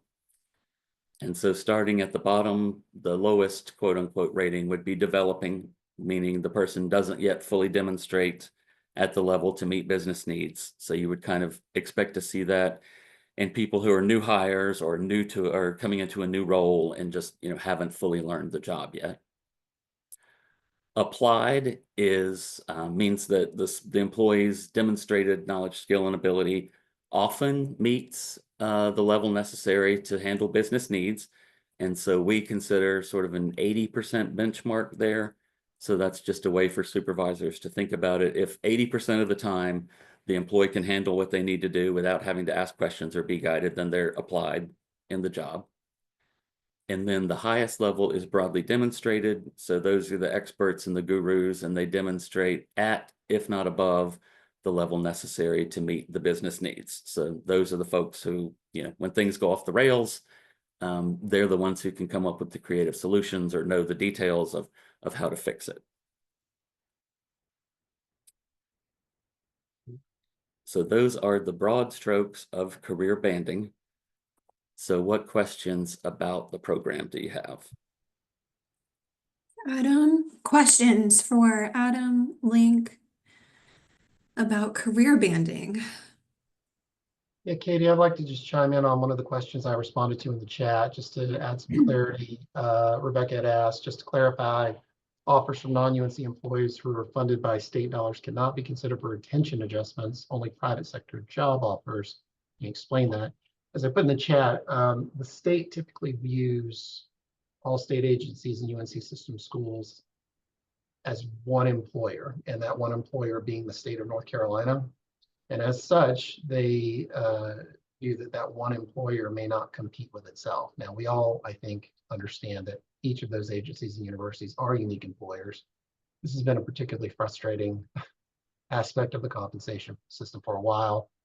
Likewise, the same would be true if we have somebody, for example, who's working in one department here within the university and being offered a job in another one. We wouldn't be able to use retention as the reason to try and give an increase to incent the person to stay in their current role versus accepting a job elsewhere at the university. So it's a bit maddening, but I wanted to at least provide some clarity around. I will add even to that, we got, there's a little bit of relief in retention now, because it used to be a hard and fast rule that we had to have an actual offer letter from the competing employer. And they relaxed that rule about a year ago to say, if we have evidence of an offer or an attestation from the employee of an offer or pending offer, we can use that. And we also have, the ability now to use retention bonuses, and that can be applied even if it's another state job. The rules for base salary increase don't necessarily apply there. So you have the option of a retention bonus when a base increase is not possible. And is that, just to clarify, is that a bonus for just a single year, or is that long-term? Well, the bonus is a one-time thing that people can get. One bonus is if it's over $2,500, they're limited to one every 24 months. Jacob, you had your hand up. Did your question answered? I'm trying to be respectful of the time, and it may wander a touch off from career banding, but it was actually back at the very first slide when we were talking about SHRA. I noticed there was also SHRA exempt as kind of its own separate category that I know several of those positions have already shifted to EHRA, which may become EPS. As someone who is SHRA exempt, and I have several colleagues who are also, given the change in the omnibus bill a couple months, maybe even a year more ago, if that goes into effect, does that mean that we don't have the option to, we can either stay SHRA or we go to the new EPS system with the change in leave?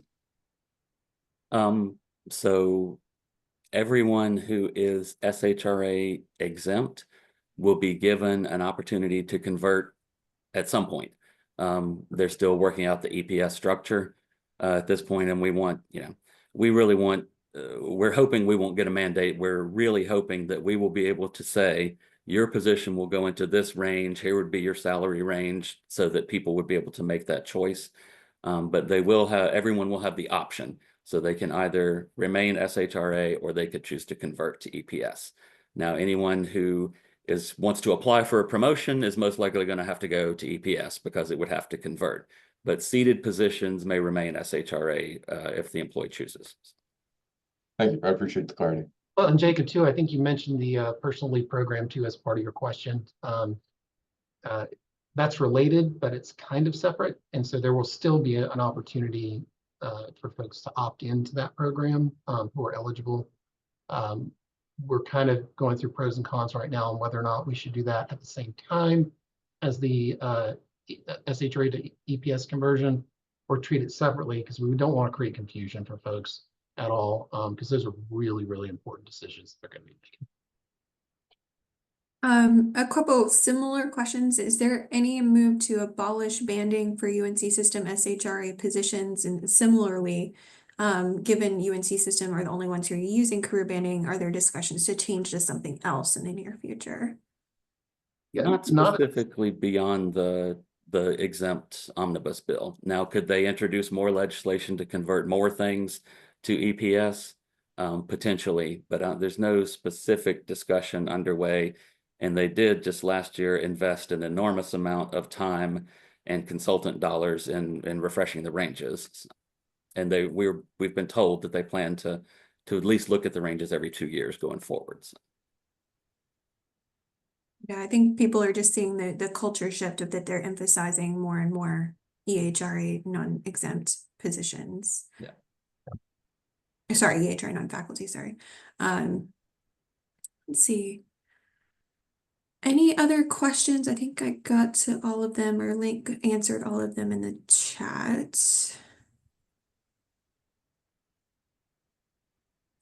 This is very, very helpful. We really appreciate it. I think this is helpful for us in thinking through potential advocacy efforts to, not just the UNC leadership, UNC Chapel Hill leadership, but UNC system level leadership on advocating for changes potentially to a system that would benefit employees across the system. I tried to boil it down as simple as possible here. It's a very complex system. It's changed a lot over what it was originally intended to be. And there's no formula here. You can't just put in data and it spits out a title and an appropriate salary. It's a lot of weighing a million factors and judgment, and there's a lot of little hidden layers to things. So it is complex, but hopefully this at least gives you some terminology and some idea of how it's supposed to work. Yeah, and Katie, thanks for the opportunity for us to share this information. I'm looking forward to our conversation at the executive committee meeting on this. Also wanted to reiterate, as I put in the chat, if you have more of a personal situation going on that you just would love to talk through, email me. I'd be happy to set up some time and talk through the one-on-one and see if we can come up with some good next steps for you. All right, well, with that, we have about 7 minutes left. So Jessica, if you wanted to share some wellness updates with us.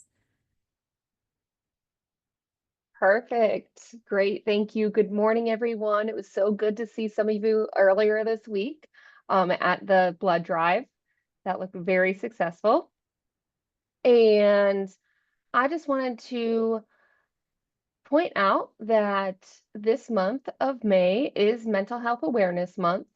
So if you've not visited the EAP website through guidance resources, this semester, it did get an update this year.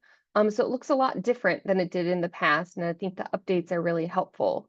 So this now features a Connect Me section, a Guide Me section, and an Assess Me section, as well as a brand new resource called Huddles. And in this huddle group, you can participate in different categories throughout the day. Sessions are related to stress management, stretching, physical activity. But I wanted to just take a moment to share my screen so I can just quickly show you the new website and hopefully encourage you to visit in the near future, at least before the end of the month. So if you've never been on the website, I'm already logged in here. Give me a nod that you can see it. Perfect. If you've never logged in before, When you are asked to create your account, which of course is free to you, the web ID you're going to use is Tar Heels, all caps, one word, to create your account. Once you create your account, you'll set up your own specific password, and then you'll log in. You'll not need the Tar Heels again. But this is the home page of what the new website looks like. The Connect Me section is if you're ready to speak with someone.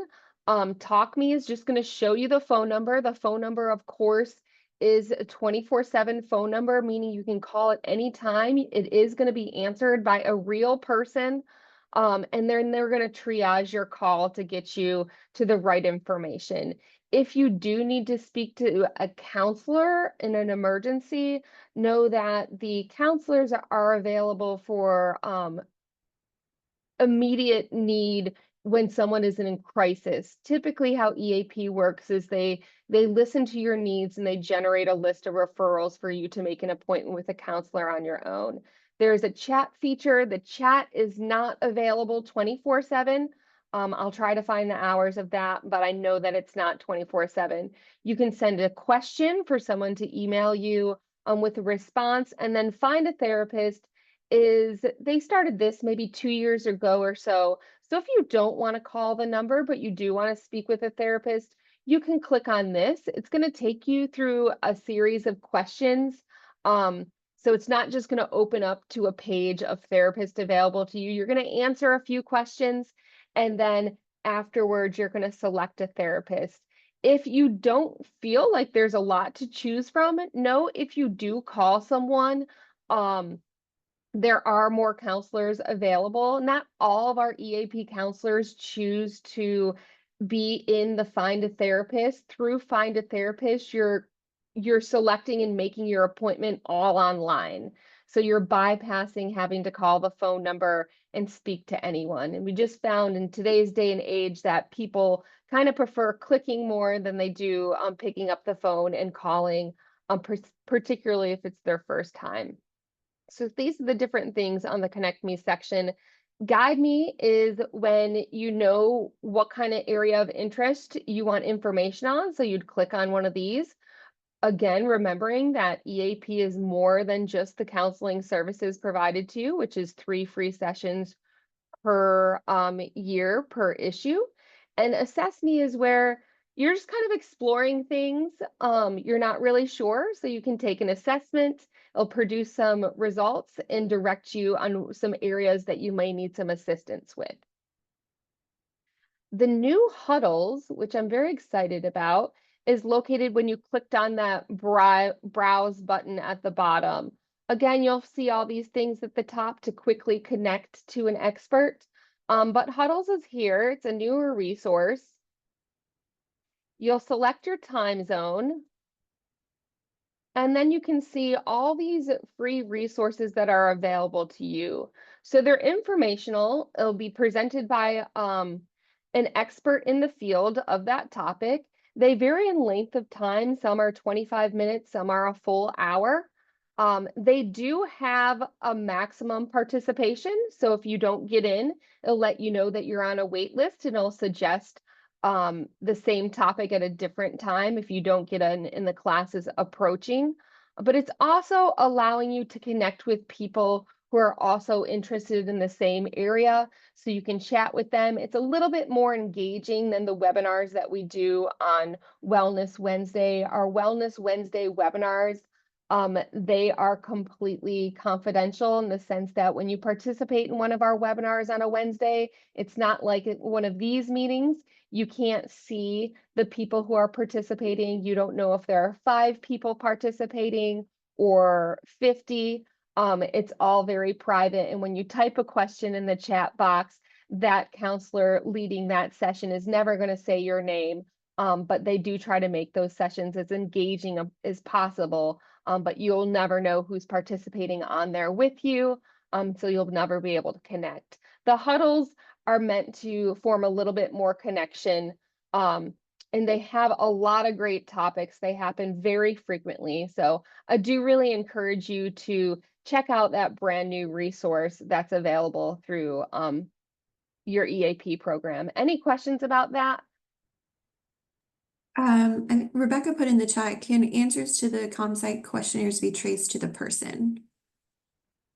That's not, so to the answers to the so if you're emailing or chatting with someone, just know, I think that's what the question is asking. Just know that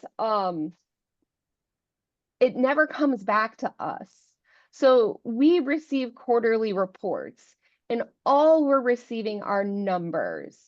So there's no way for me to know if any one of you specifically is using a specific feature, browsing anything, but we are sent numbers on a quarterly basis that let us know how many people are calling, what their needs on, how many people are going to the website, what areas in the website are getting the most clicks and the most searches, but that's not able to be traced back to any individual. Thanks. Sarah, you have your hand up? Yeah, we've seen struggles with matching current, existing, regionally appropriate therapists. If you click this button, are all of these people covered by the state employee health plan? What does that look like? Sure, that's a great question. And the answer is no. So EAP is not connected with your health insurance at all. They will not be asking for your health insurance information. And in fact, this website, as well as the counselors, are available to anyone in your household, whether they're on your health insurance or not.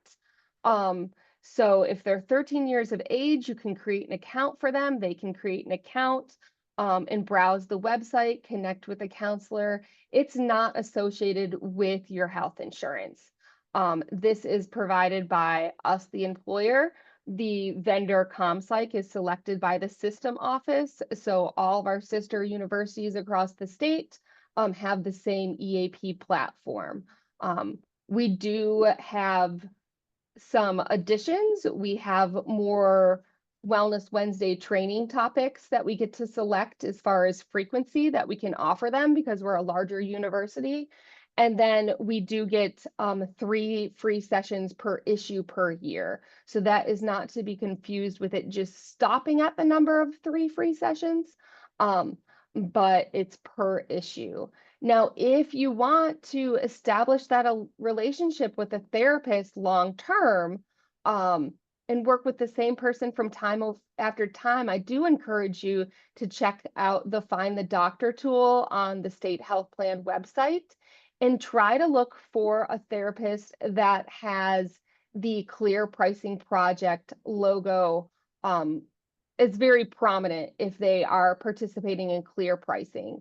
Right now, we do foresee that staying for the counseling component in the near future. And if they participate in Clear Pricing, they do not charge a copay, so it is also free. But EAP still has a lot of benefits because it's more than just counseling, and you can connect for legal advice, financial advice, and then just save time in your day to have this type of concierge service generate referrals and resources for you, whether it be finding a new apartment to live in, finding a childcare home, or elder care resources. They'll do all that for you. Can I just clarify a language piece? I keep hearing counselor. Is this button that says therapist, are these licensed individuals or are these counselors? They are licensed. Yeah.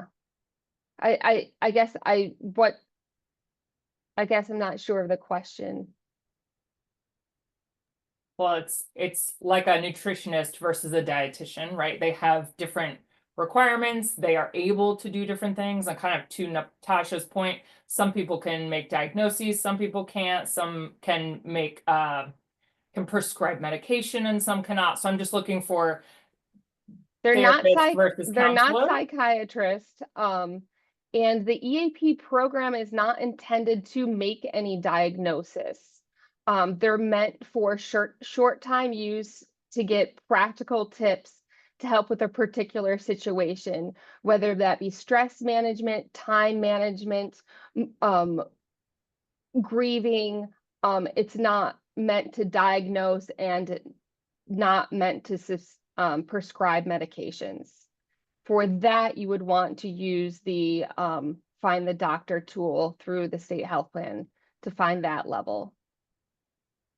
But when you answer your questions, if you're looking for the therapist on the line, you'll be able to see what areas they work in. There will be a picture of them, where they're located. We do find that a lot of people, when working with a therapist, are selecting the video sessions as opposed to going in person, but there's also sessions where it can be completely over the phone and it doesn't need to be through video. Folks, well, Jessica, thank you as always for these really helpful updates. And as usual, if you'll forward me your other updates, I'll be sure to pass them along to delegates. And we do really appreciate it. And the recognition of Mental Health Awareness Month is a really important topic. So thank you. Thank you, Katie. Great to see you all. All right, folks. For new delegates, we're reaching the consent agenda portion of the agenda. And for those who don't know what that is, we'll train you a little bit more on it during orientation, which will be coming up later in May. But as a quick briefing, the consent agenda includes various things that are listed that we don't talk about in depth, but are approved by a motion and a vote. So that usually includes our minutes. Sometimes we'll include committee updates in here when we don't have time to do committee updates, such as is the case today. So really, you'll see what happens shortly for, I'm sure current delegates will help me out in approving the consent agenda. But there's opportunities to pull committee reports out of the consent agenda if there's an urgent update that needs to be discussed live in person. I would say, given our shortness on time and the really important stuff we have left to discuss on our agenda, I would ask that committee chairs send me via email your updates, and I'll provide them to you all in my usual post-meeting email.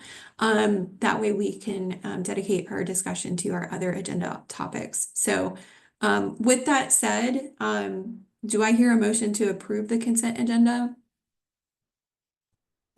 Katie, can I pull out really briefly the staff assembly? Sure. Do you want me to do that now? With pulling out the staff assembly, do I hear a motion to approve the consent agenda? Motion to approve. This is Teresa, I second.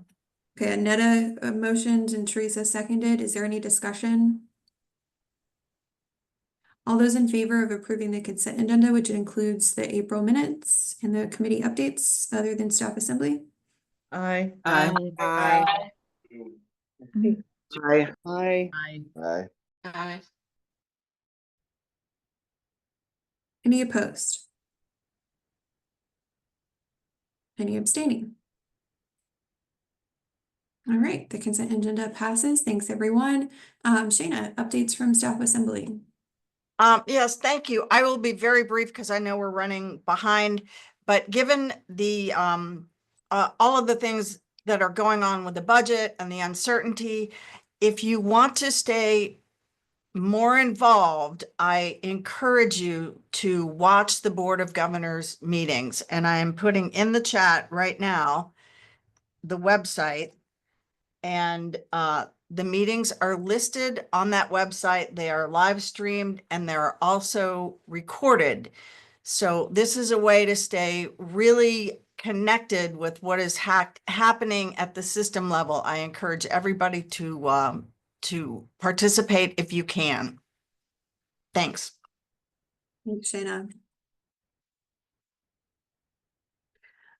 Okay, with that said, we're going to move to the next portion of our agenda, which is old business. And on old business, we have Resolution 25-03, which was mentioned and discussed very briefly in the last meeting. And this relates to support of community safety and care. So this will technically be a first reading of the resolution format of this document. So I'm going to actually turn the floor over to Rebecca, Chair-elect. She's going to lead the discussion on this potential resolution. Rebecca, do you want me to share my screen and you can lead the discussion? Yeah, if you could, that'd be great. Okay, will do. Give me 2 seconds.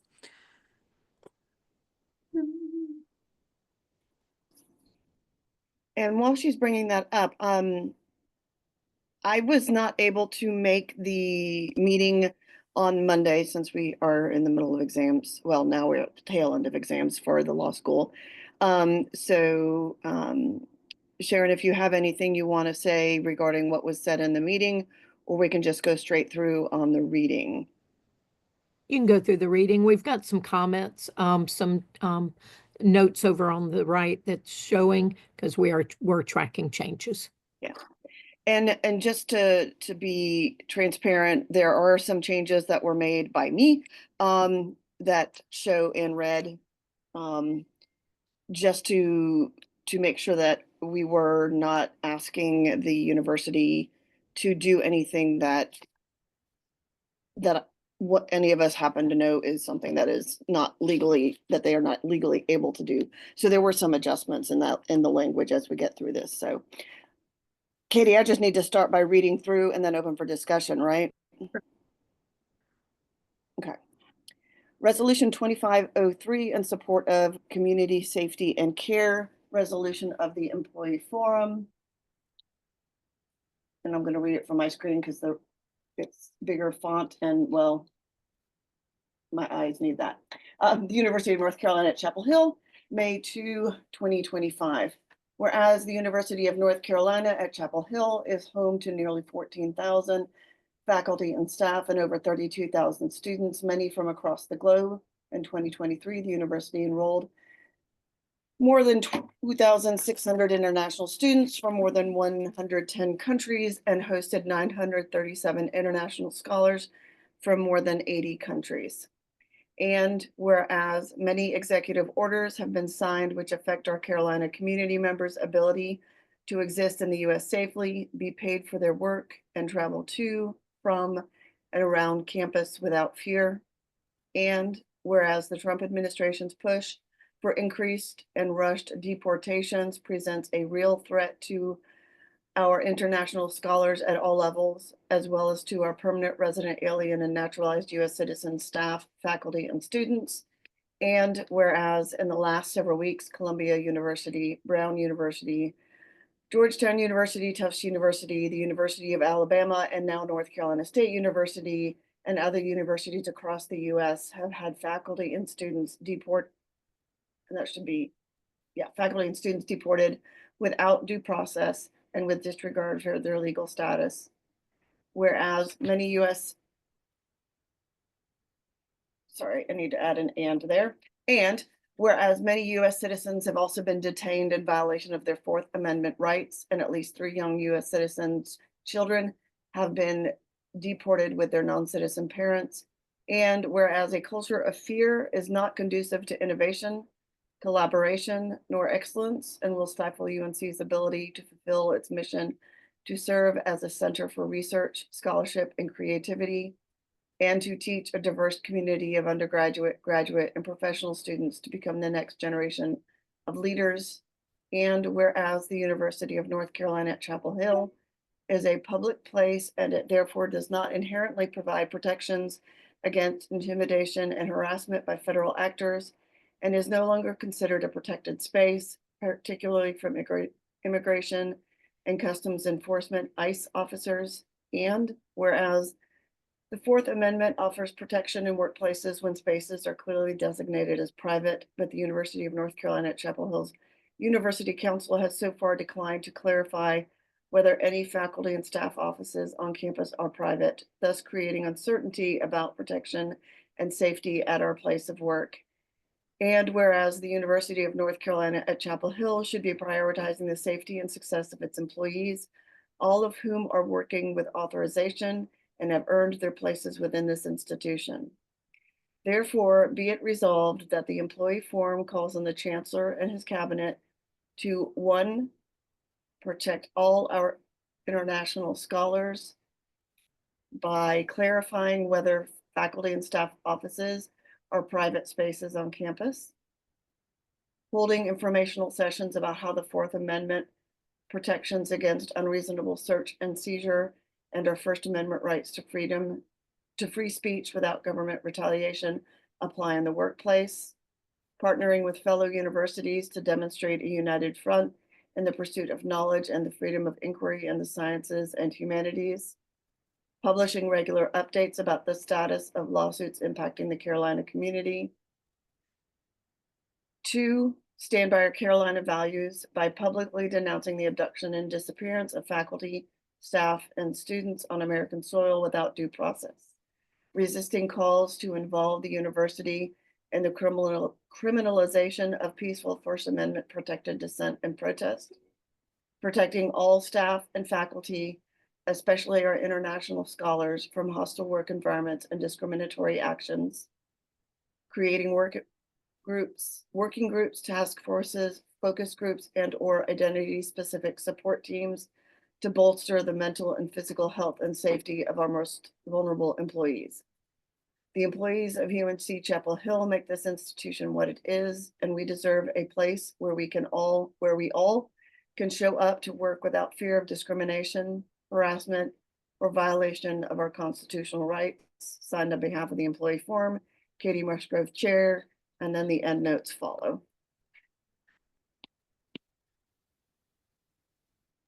Rebecca, would you like to be added as a signatory of this? If so, I will add you. Sure, that'd be fine. Thank you. Can I have like 2 small comments? Can I make those? Go ahead, Timothy. Yeah. So NC State didn't have anyone like deported. We have to be careful, I think, about what language we're using. Agreed. NC State didn't have people deported. They had students who had their CVIS records changed, and then 2 students voluntarily left based on that. So, I mean, using the word deported is not, I don't know about Columbia, Brown, Georgetown, or Tufts, but I know NC State, they didn't actually deport someone. Deporting someone is taking them, putting them on a plane, and sending them home. So I don't know if you want to be a little more precise on that language. I think detained might be a better. Yeah. But they were not detained. No, they Were they weren't. They not? just had their CVIS record. They had, it's a very, like, we have to be careful because if we do put something like this and say, well, you don't even know what you're talking about, this is not the correct language. You know, they had their CVIS record canceled, which means you're no longer able to study in the US. Those records were then reinstated, but during that time, 2 of the Saudi students decided to leave on their own accord. So I don't know if you want to say that they're messing with people. I mean, use Sure, something no, I agree. better than deported without due process, because that hasn't happened, at least at NC State. I don't know about other students. Is there someone from the meeting on Monday that can speak to the conversation that was had during that meeting as to this particular whereas clause? Because I was not present for. We did not make any changes to that. What we Okay. did mention was, because some things had changed, it would be good to cite more up-to-date, in the bottom, but we did not actually have any insight of the details of this. Well, I was at that meeting, and I'd like to speak to just taking this point, which is a really, really good one, and being sure we are using the right language based on what actually happened, and perhaps additionally building in that a huge concern is we're not certain of the safety of people once they're determined to not have any reason to be here, because that's why they're here and that's what their visa is predicated on. So what are they vulnerable to once they lose that status? So we could separate that out and yes, be very clear about the language we're using, matching the cases we're giving. And on the same thing, if you look at number 2, publicly denouncing the abduction and disappearance of faculty. So disappearance is a very strong word. People from Latin America, especially places like Chile, when you disappeared, you died. No one has disappeared per se. I mean, we know where they are. They're in prisons in Louisiana. It's horrible. I'm not saying what's happening is not horrible, but using a word such as hard as disappearance in quotes I'm not quite sure the validity of that word. What are you trying to say? Why is it in quotes? And it's a bit strong for people that really had family disappear, like literally and never saw them again. So, the abduction or the detention, something like that might be better. Yeah, totally fine. Well, and to piggyback off of the prior one about the service records being revoked and then voluntarily leaving, their due process obviously wasn't violated if they voluntarily left and they weren't detained or any of those circumstances either. So that wording would have to be adjusted as well. What do folks think of the language I put in here? It says, I changed it to immigration, faculty and students' immigration status challenged without due process. It was not challenged. It's not challenged if they voluntarily left. It No, was it's not challenged by the challenged because revocation of their SEVIS records. it was And revoked. all the SEVIS records have been put back on. So, I mean, I think we're jumping the gun on this because we're in a place where we don't know what the system is. They got rid of like 4,000 SEVIS records and then they put them almost all back. So right now, nothing has changed except it's giving people lots of headache and heartache and and some people left and then they're like, well, do I come back or not? So, I mean, I think we need to be careful on that whole section because we're not really sure what is going on. But as of now, like all of our students that had their SEVIS records canceled have had them reinstated. So it hasn't affected North Carolina UNC students in the long run. Obviously, that short-term horrible, stress that they had, is still there. So I don't know. I'm sorry, our own university council said that this is likely to be the first of several attempts to remove these students. So I am just going to push back on nothing has happened to universities, to UNC North Carolina students. That is patently untrue. No, I mean, they had it canceled and then they had it reinstalled. So as of now, they have, they're still in the same status they were before all this. So can we add language SEVIS is to also, say? can I have clarification? The SEVIS is only tied to their ability to study, right? Their visa and immigration status themselves, they still were able to be in the country. So that hasn't been challenged. Okay, so just a quick. If I'm understanding correctly, is that correct? Everyone stop. Everyone stop. We will now be moving into a portion where you raise your hand to speak because we have a whole lot of people jumping in. And who's the host on here? If people jump in without raising their hand, and this is not me trying to be mean or snarky, but we had about 4 people saying different things and we can't capture it all.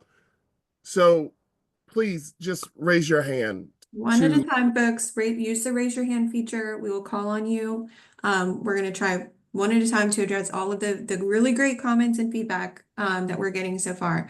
So Rebecca, I think you were responding to Cameron's comment around the SEVIS records and how it's tied to immigration status and their ability to be in the country. Yeah, so let me just real quick do a clarification on a couple of the prior comments. And I did make some adjustments in the whereas clause to address that.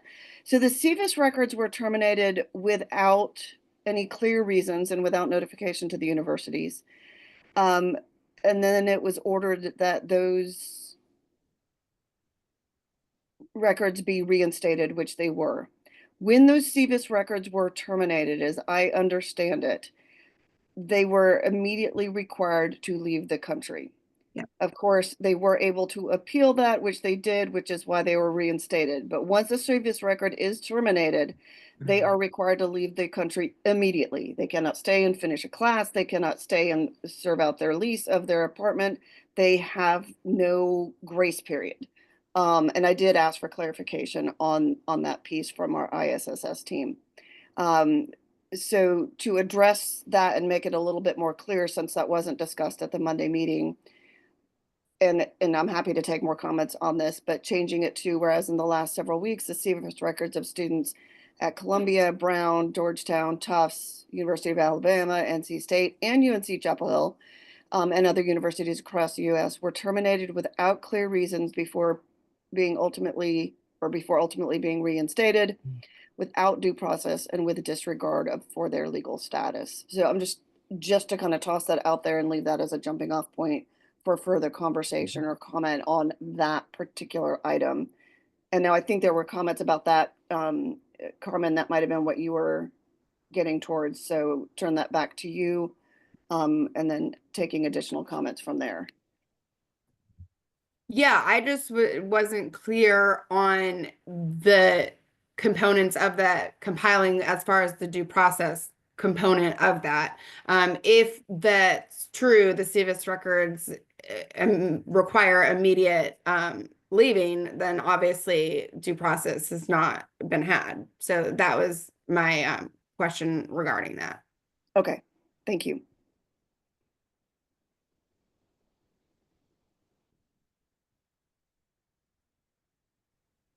Shauna made a comment in the chat, maybe adding something about ongoing status remains uncertain. In that particular whereas clause, Shoshana? I think it's relevant to that, given the ultimately reinstated, but Yes, since we're going through sort of the chronology of like it was revoked and then reinstated, that could change at any point. So like adding something in about where we're at right now.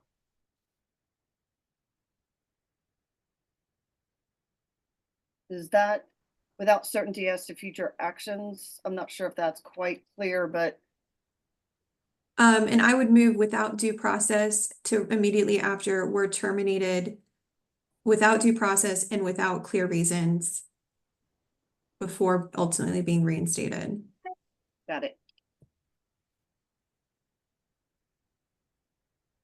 Yeah, there was a lot of back and forth happening there, but I think a clear chronology and timeline is helpful in that paragraph to establish the point being made on this topic of the uncertainty it's creating for these students, which is what we're trying to address with this resolution. So great conversation, great feedback. Rebecca. I think there's in the comment, Michael Williams said to just whereas.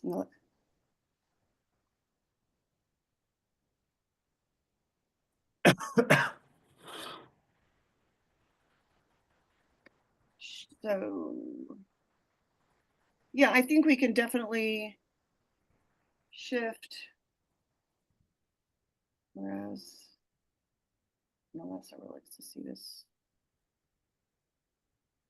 I'm just reading through to see where the change is. Terminated. I think it's further down. It's in academic programs and students' careers for all departments and all students, leaving international students uncertain of their safety and place within the university community. I think the end section is. Are we looking at the Yeah, same? I was changing the last half. Yeah. The last half.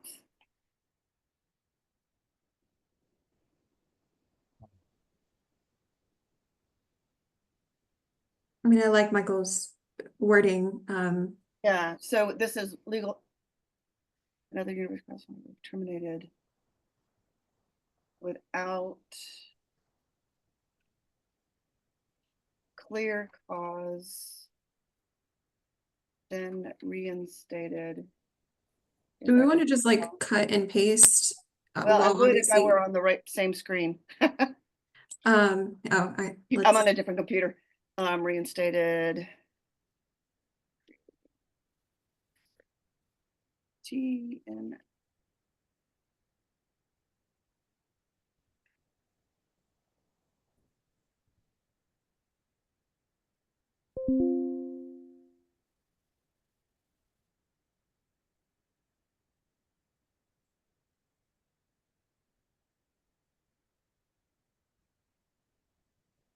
Beck, I'm putting in a clean version, so I don't know if you want to pause typing so that you're not having to do it twice.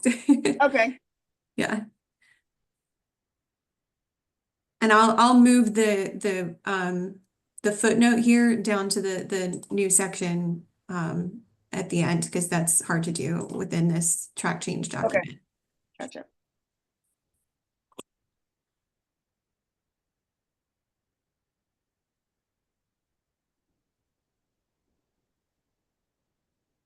Thank you.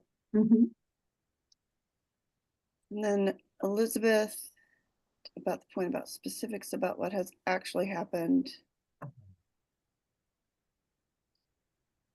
Rebecca, I'm not raising my hand. I'm so sorry. Just to clarify, Well, no, we were talking about your comment, so that is your hand raising. Okay, this is somewhat covered in what Michael just helped us add, and thank you, Michael. I'm just Okay, channeling again what that meeting had covered, and it's hard to say this. We are ultimately, even if it's not going in this resolution, that committee was concerned about the physical safety of human beings, predicated not just on what we're seeing, but on what we're worried we're going to see based on executive branch behavior. Now, I know that may not belong in here, but that was a very tangible part of our discussion. I just want to say maybe there is a way to highlight that, even if it's strengthening that part of Michael's. Thank you. and Katie, I can fix that footnote if you need the end. Thank you. It's hard for me to do it while like sharing my screen. Yeah, I can fix the end note for you. Not a problem. And then there was another comment about the citizens being deported. Well, the problem is they actually were. And that is the language which is being used both in the media and by attorneys. They actually did deport 3 children. So I'm not sure. So that was carefully worded insofar as let me just double check the wording of the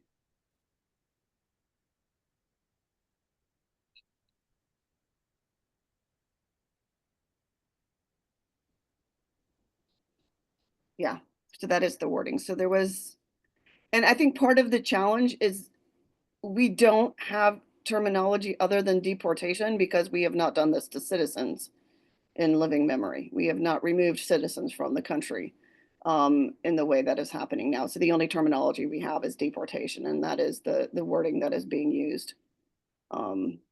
So, and one of the fathers was desperately trying in court to get the child to have their child stay in the States, and the child was sent with the mother anyways.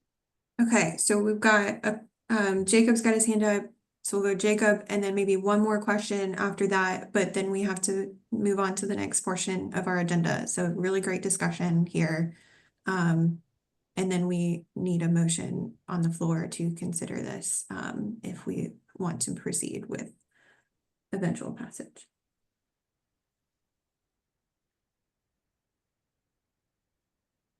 Jacob, you have your hand up.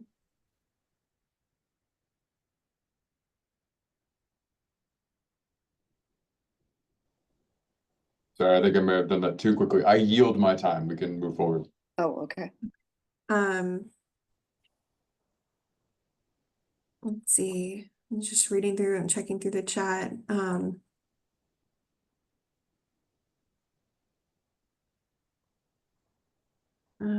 Okay. Any final discussion before we proceed with a motion to consider this? No, it looks good. Okay, so for new delegates on the call, proclamations only require 1 reading. This is a resolution which requires 2 readings. There is a process by which under Robert's Rules of Order, you can suspend the rules if we needed to, if the body felt it warranted to consider this on first reading. We've done that in the past, but it requires 2/3 majority to suspend the rules. So that's the kind of overall landscape of where we are with consideration of this particular resolution. So with all of that said, I'm going to leave it to the will of the body, and I am opening up the floor for someone to make a motion. Katie, can we clarify for the new folks, since this was put out here as a first reading, what does that imply for a second reading? So that's what I was saying. So resolutions require 2 readings unless we were to suspend the rules, which would only require 1. Suspension of the rules requires a 2/3 majority. But again, that is up to the will of the body, whether or not they wanted to proceed with consideration on first reading. If not, we would be just voting to consider this on first reading, and we would do a second reading at the next meeting. So that's the overall landscape of where we're at. Annetta? I recommend we accept this on first reading. So are you making a motion to suspend the rules to consider this on first reading? No, I'm sorry, let me clarify. I recommend that this come back for second reading. Sorry. Okay. Yeah, thank you for the clarification. That's two very different things. So Annetta is moving that we consider this first reading, and we would be doing a second reading next meeting. Is there a second for that motion? Yes, Lisa, I'll second. So we have a second. Is there any discussion on the motion on the floor, which is to consider this on first reading, which requires a second reading next meeting? I guess my one thing is how much of this is going to change in the next month. If we're wanting to be proactive about it, it feels like we would probably need to do this now. Otherwise, this could be totally different, and the language is going to be totally different in a month. And I also try not to weigh in too much as chair, because I don't want to sway the conversation, but I realize that new folks on the call aren't aware of this. We did consider almost identical language in the last meeting in a proclamation format. And at the end of that meeting, it was determined that we wanted to proceed with this as a resolution instead. So there is that context that this has already been discussed in this body in a very similar format. It's just transitioned from proclamation to resolution. So that is an additional piece of context if folks wanted to proceed differently. I appreciate that that comment. Just listening to all of the concerns that were raised, it was very healthy discussion, and I just feel like there were too many questions and discrepancies that still need to be fleshed out.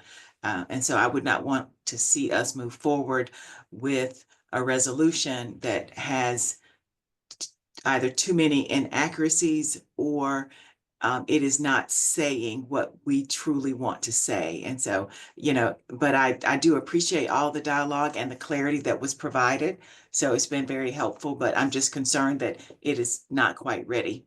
So, but that's just my thought, and, I don't know if technically I'm bringing that as a motion, that it come back on second reading, and whether that motion passes or dies. So you do have that motion on the floor, and that is what's being discussed right now.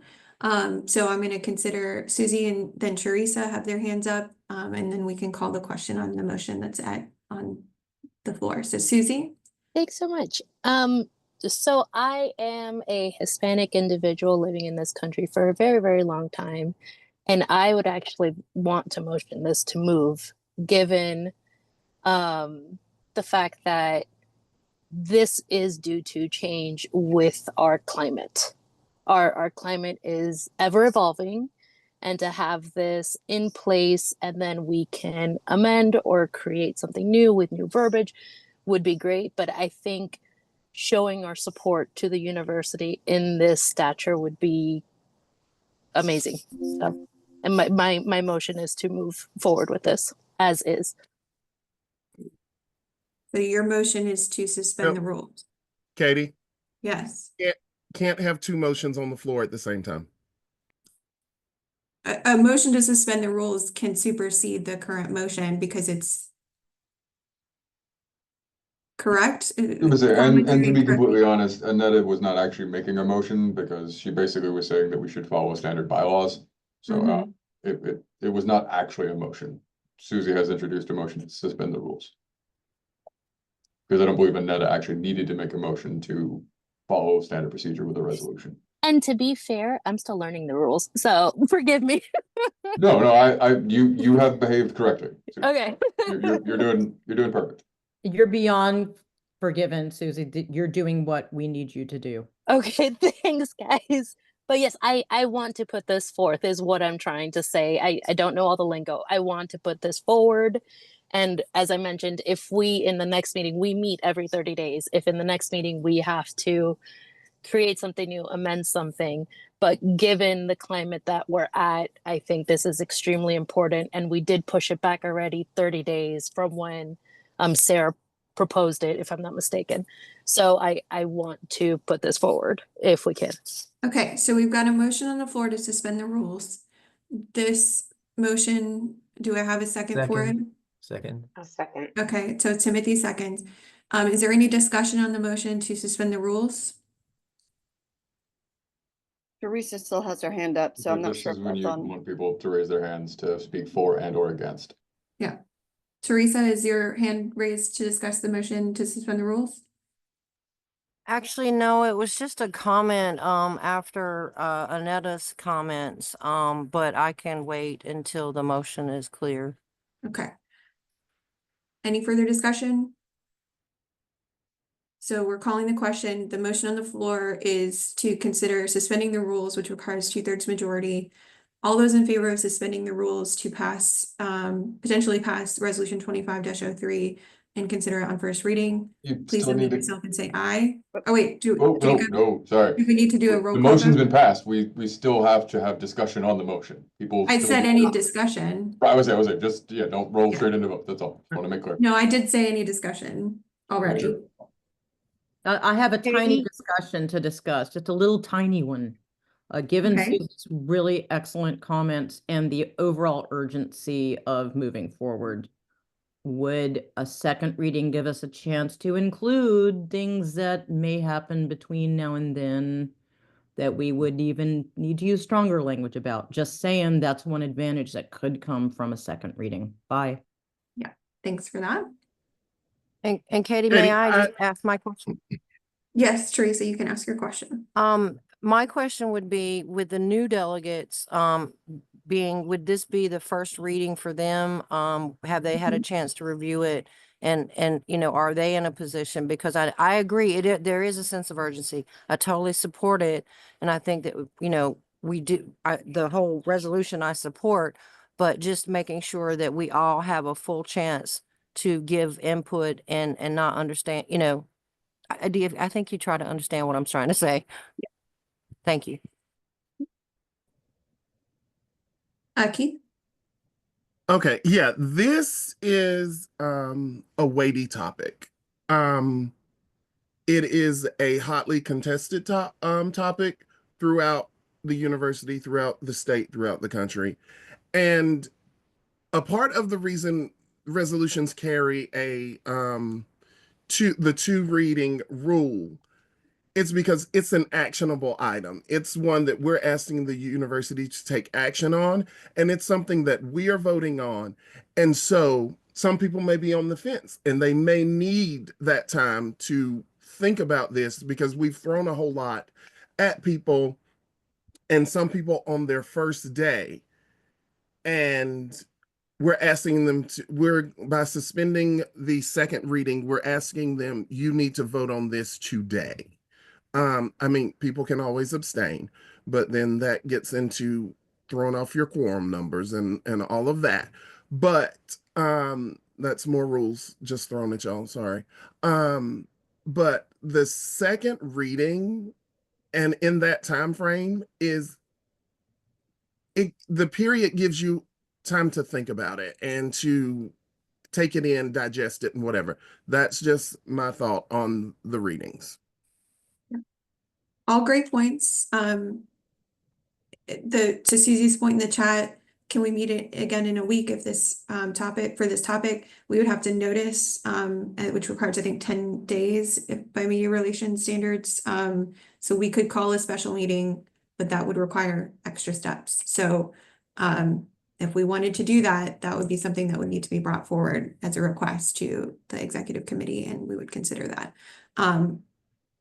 Jacob, your hand is up, and then we'll need to call the question and vote because we're running out of time. Just in this vote, just wanted to clarify that currently this vote is to suspend the rules. It is not necessarily pass the resolution. Correct. We will have to have a second vote. I just want to make certain, because we have a lot of procedural elements happening here. We do have a lot of new people. The motion that's currently on the floor is to suspend the rules, which requires a 2/3 majority to do. Then the resolution still has to pass. However, that has a lower bar if it does pass, and it's just a simple majority as per usual. Right. I just want people to understand what they're doing. Yeah. Katie, it might also be helpful to make sure that since this is a 2/3 majority, folks, everyone on this We call have a knows count. who can vote.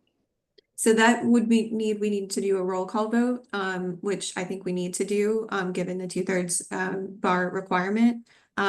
So with that said, Tiffany, do you have the roster pulled up and would you easily be able to call the roll and we'll vote on the motion to suspend the rules? Yes. Thank you.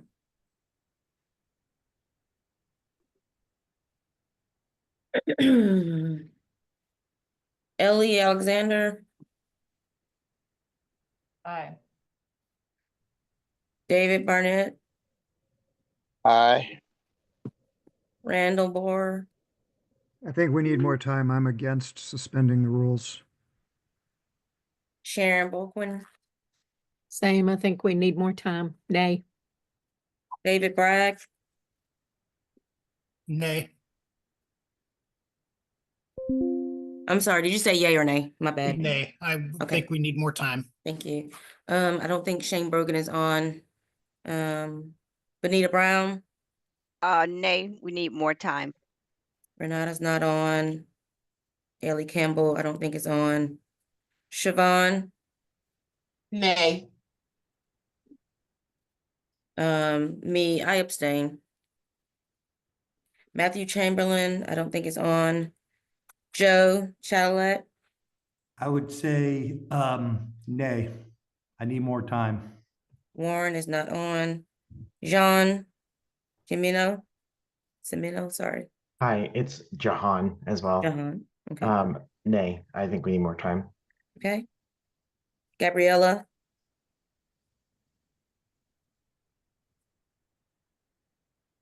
Gabby De La Cruz.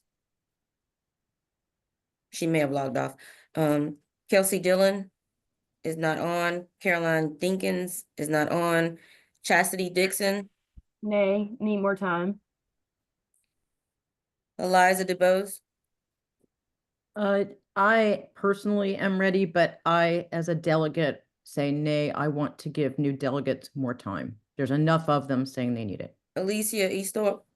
Sorry, I can't see your the full last name. That's okay. I'm I. Paloma Edos is not on. Shoshana. Aye. Shayla Evans Hollingsworth is not on. Cameron Isles. Hey, it's actually Carmen, but nay, I need more Carmen. time. Thank you. Nay, okay. Hannah Flory. She must have logged off.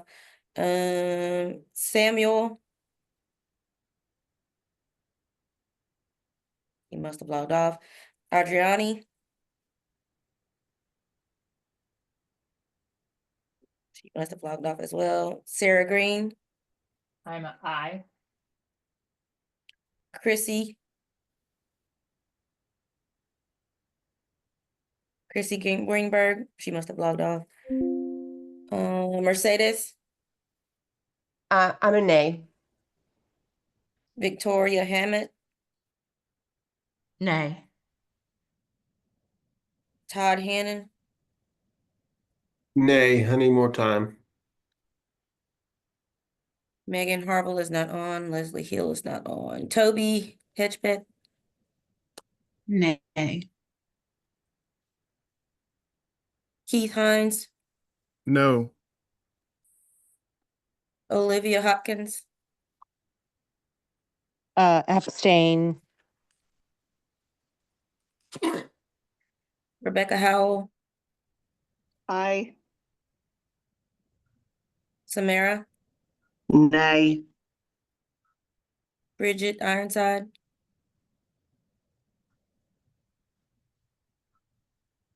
She must have logged off. Joe Jacobs. Oh, sorry. This is Samuel. I think we need more time. My Michael gave me a hard time. Sorry for coming in late.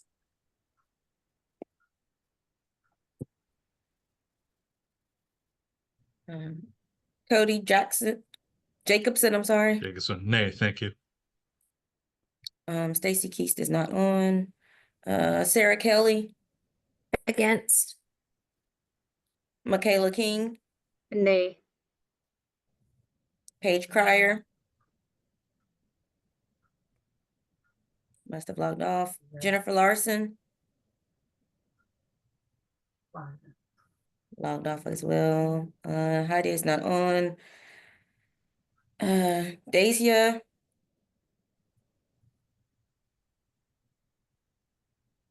Not on. Tori Mason.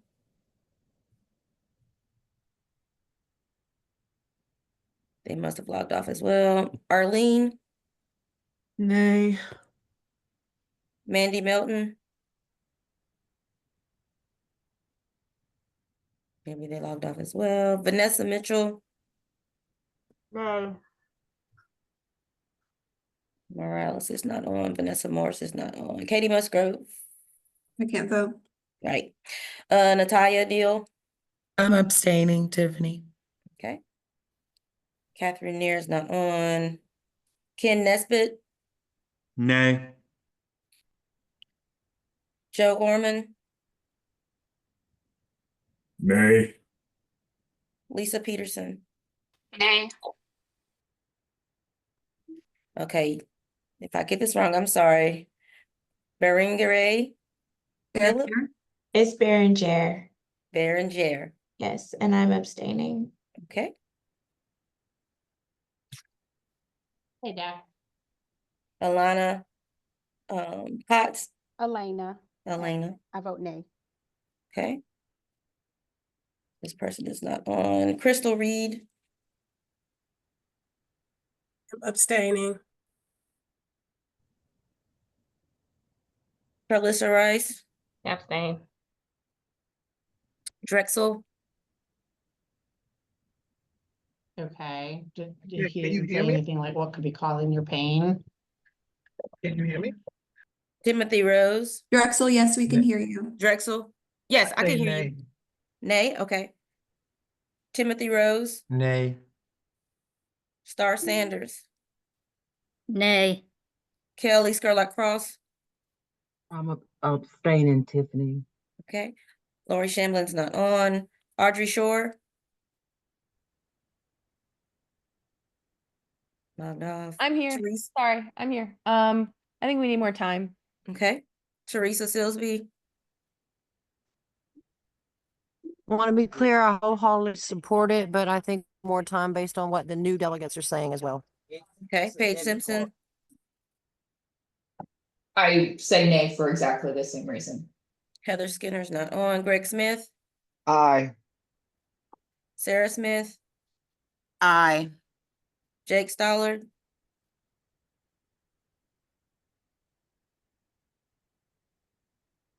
He may have logged off. James Samey logged off. Annetta Streeter. Nay.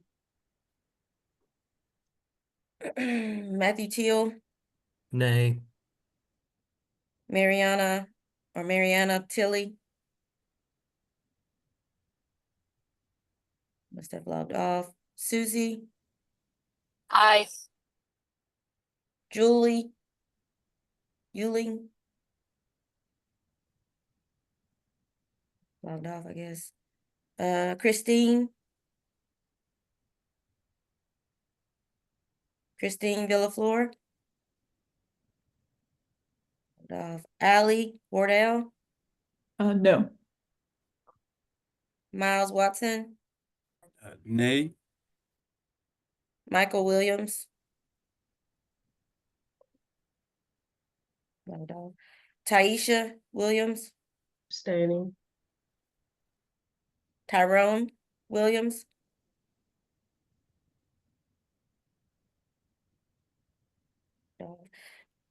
Jacob Womack.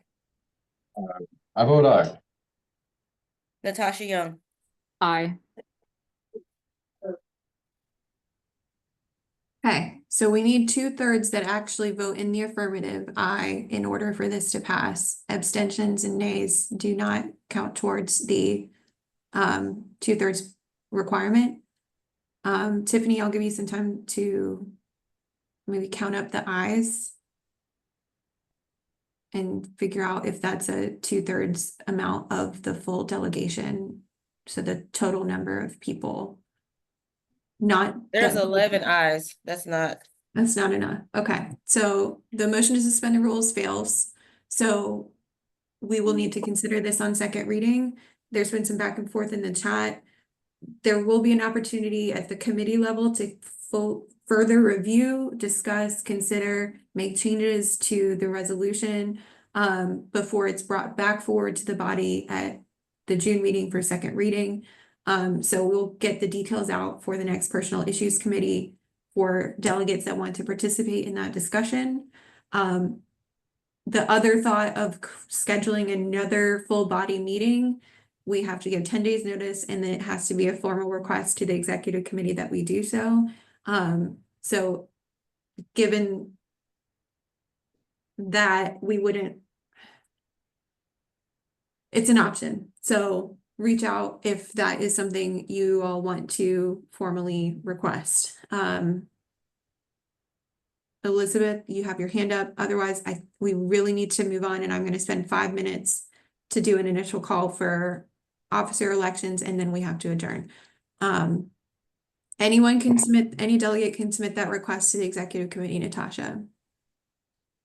And the executive committee will discuss and make a decision. So Can the personnel committee handle any requests from new delegates to be able to participate in that committee if they haven't been assigned to it? That's my only question. And yeah, so like I answer said, doesn't I'm matter. going to get details to all delegates on the forum, new and continuing, on how to connect with the personnel issues committee this month and participate in that discussion.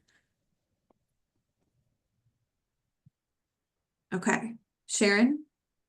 Just to reiterate for the new folks, all committee meetings, even if you're not a member, are fully open to the body. Correct. Open to the body and open to anyone who wants to join. That's right. Public. Yeah. Yeah. Okay. Hearing no further discussion, do I hear a motion to table this resolution for further consideration on second reading at the next meeting? This is Liz, so moved.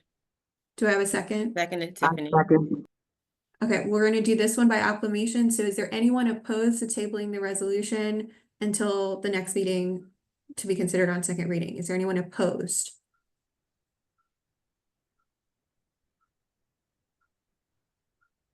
Hearing none, this resolution has been tabled. We'll consider it in the next meeting.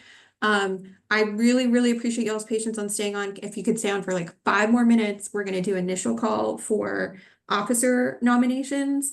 I'm going to preface for new folks that we will be doing another call for officer nominations from the floor during the June meeting, which is when officer elections will be held. So there will be another opportunity for folks to express an interest in running for the officer positions. So this is not the last opportunity.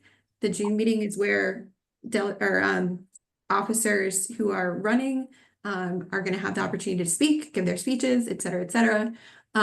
So this is literally just the first call for potential interest in each of our officer election or officer positions.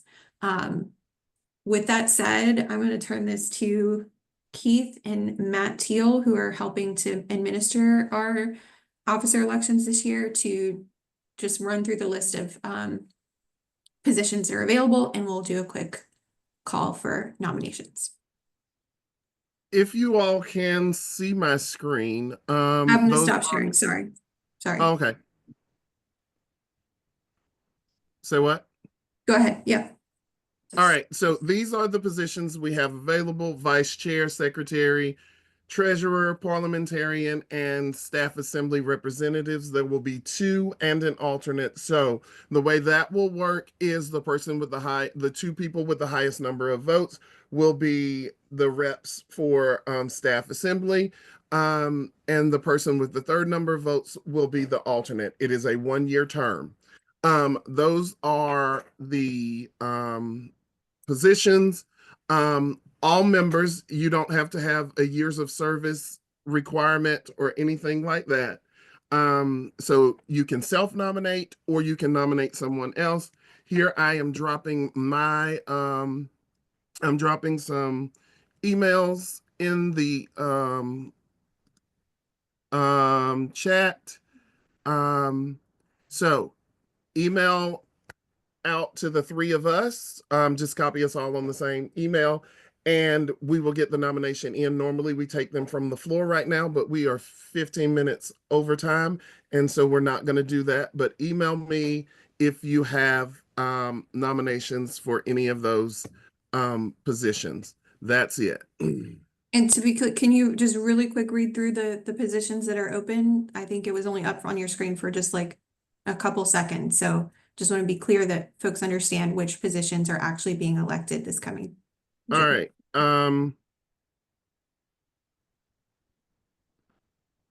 All right. Can you see the screen? Or is that weird? It's no, it's your A pencil. yeah. It's what? It was only like one small line. It wasn't Taskbar. your screen. Yeah. Okay. As far as officer positions, all of them are open except for the chair position. The Here chair we and go. the chair-elect are not being elected, but it's vice chair, Vice chair, secretary, Secretary. treasurer, parliamentarian, and staff assembly representatives.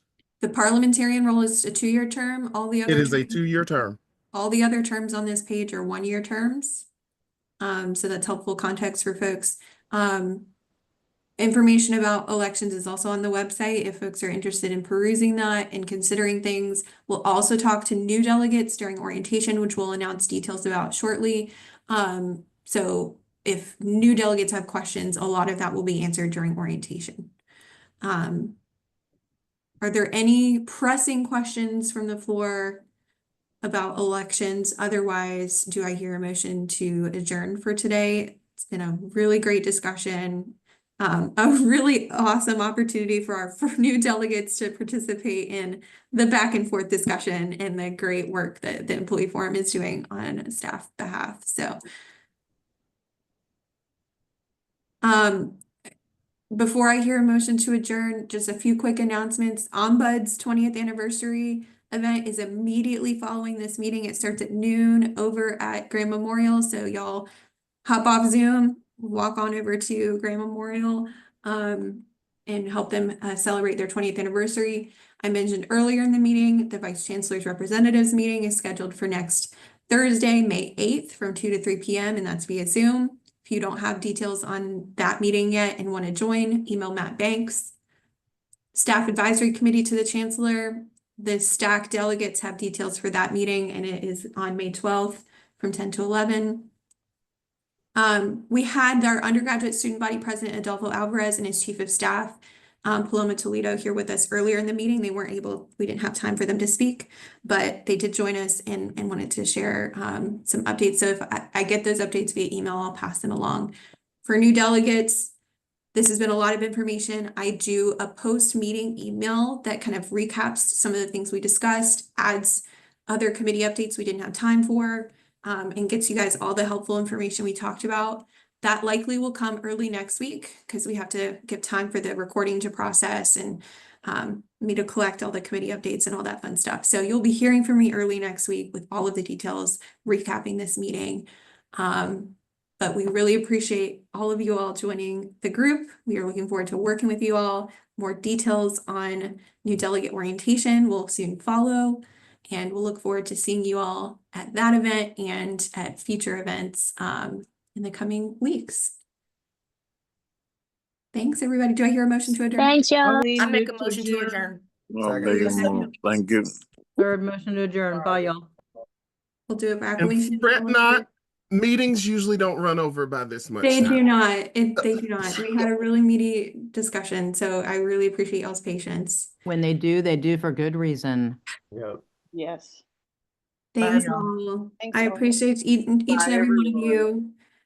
Appreciate For those that are you, working on Katie. commencement, Godspeed. Best of luck to commencement workers everywhere. Thank you. Thanks, everybody. Hey, can I ask a quick question of Matt Sure. or Katie? Are Yeah. either of you in the forum office or headed to the forum office today? I'm in the forum office. Matt Banks, my hero. I just had the realization this morning that we did not open the lids to the coolers that we used on Wednesday. Okay, I can open them. Might you be willing to do that to air out the melted ice? Yep, I'll be more than happy to. Thank you, Matt. I appreciate it. They're Oh, empty, sure, to of be course. clear, Matt. Oh, but for they're sure. just- They're empty. They're Yes, just Okay. Moist. Yep. Bye, y'all. Bye. Bye, So, folks. so Katie, I'm gonna work on doing the captions Monday Jacob. morning. Yeah, that's Jacob. perfect. Okay, love and you. then I'll do the video. I'll at least process the video, do the first step in processing it today. But You can Jacob. wait until after you've done the captions, Matt, to process, because uploading the video with the revised Jacob. captions is the right trajectory of I things. love you. okay, I'll do that I then. love you. Love you too, Keith. I love you too. I was Keith. talking to Jacob. Oh, well, we love Jacob too. I Yeah, love but I you, feel like Keith's Jacob. about to ask for a favor. Oh, Lord. No, I don't need anything. I'm good. My life's gravy. Unless you know Hey. how to come to Rutherfordton, North Carolina and get my internet back working so I'm not tethering through my phone, which I have been for the past 4 hours. Ooh, no, that's rough. Yeah. All right, Keith. How about this? I'll fix your internet if you'll come redo my kitchen floor. That's not a good Fun. deal. What kind of tile are we putting down? Are we putting down Oh, tile? no, we're doing hardwood. The problem is I just had to rip out, I don't know, about 32 square feet of floor joists yesterday. Ow. Oh, you have to redo your floor. You're not like doing, oh no, I don't do, that's too manual. I was gonna say that doesn't sound like a good deal. I think that I would pass on that, Keith. I thought we were just gonna lay some tile. I'd have been like, Well, in that case, I'll owe you something when we do the pretty tile behind the stove and over the fireplace. I'll come get you. Anything to come and help Jacob and Ayla beautify their lovely home. So But yeah, also good job, Chair and Chair-elect. That was a tough one. You handled it really well. it's tough, but Thank you for getting us back in line. I appreciated that. we appreciate you very much. And Jacob. oh, I don't mind yelling at people. It just got a little, why are these people, Matt Banks, X these people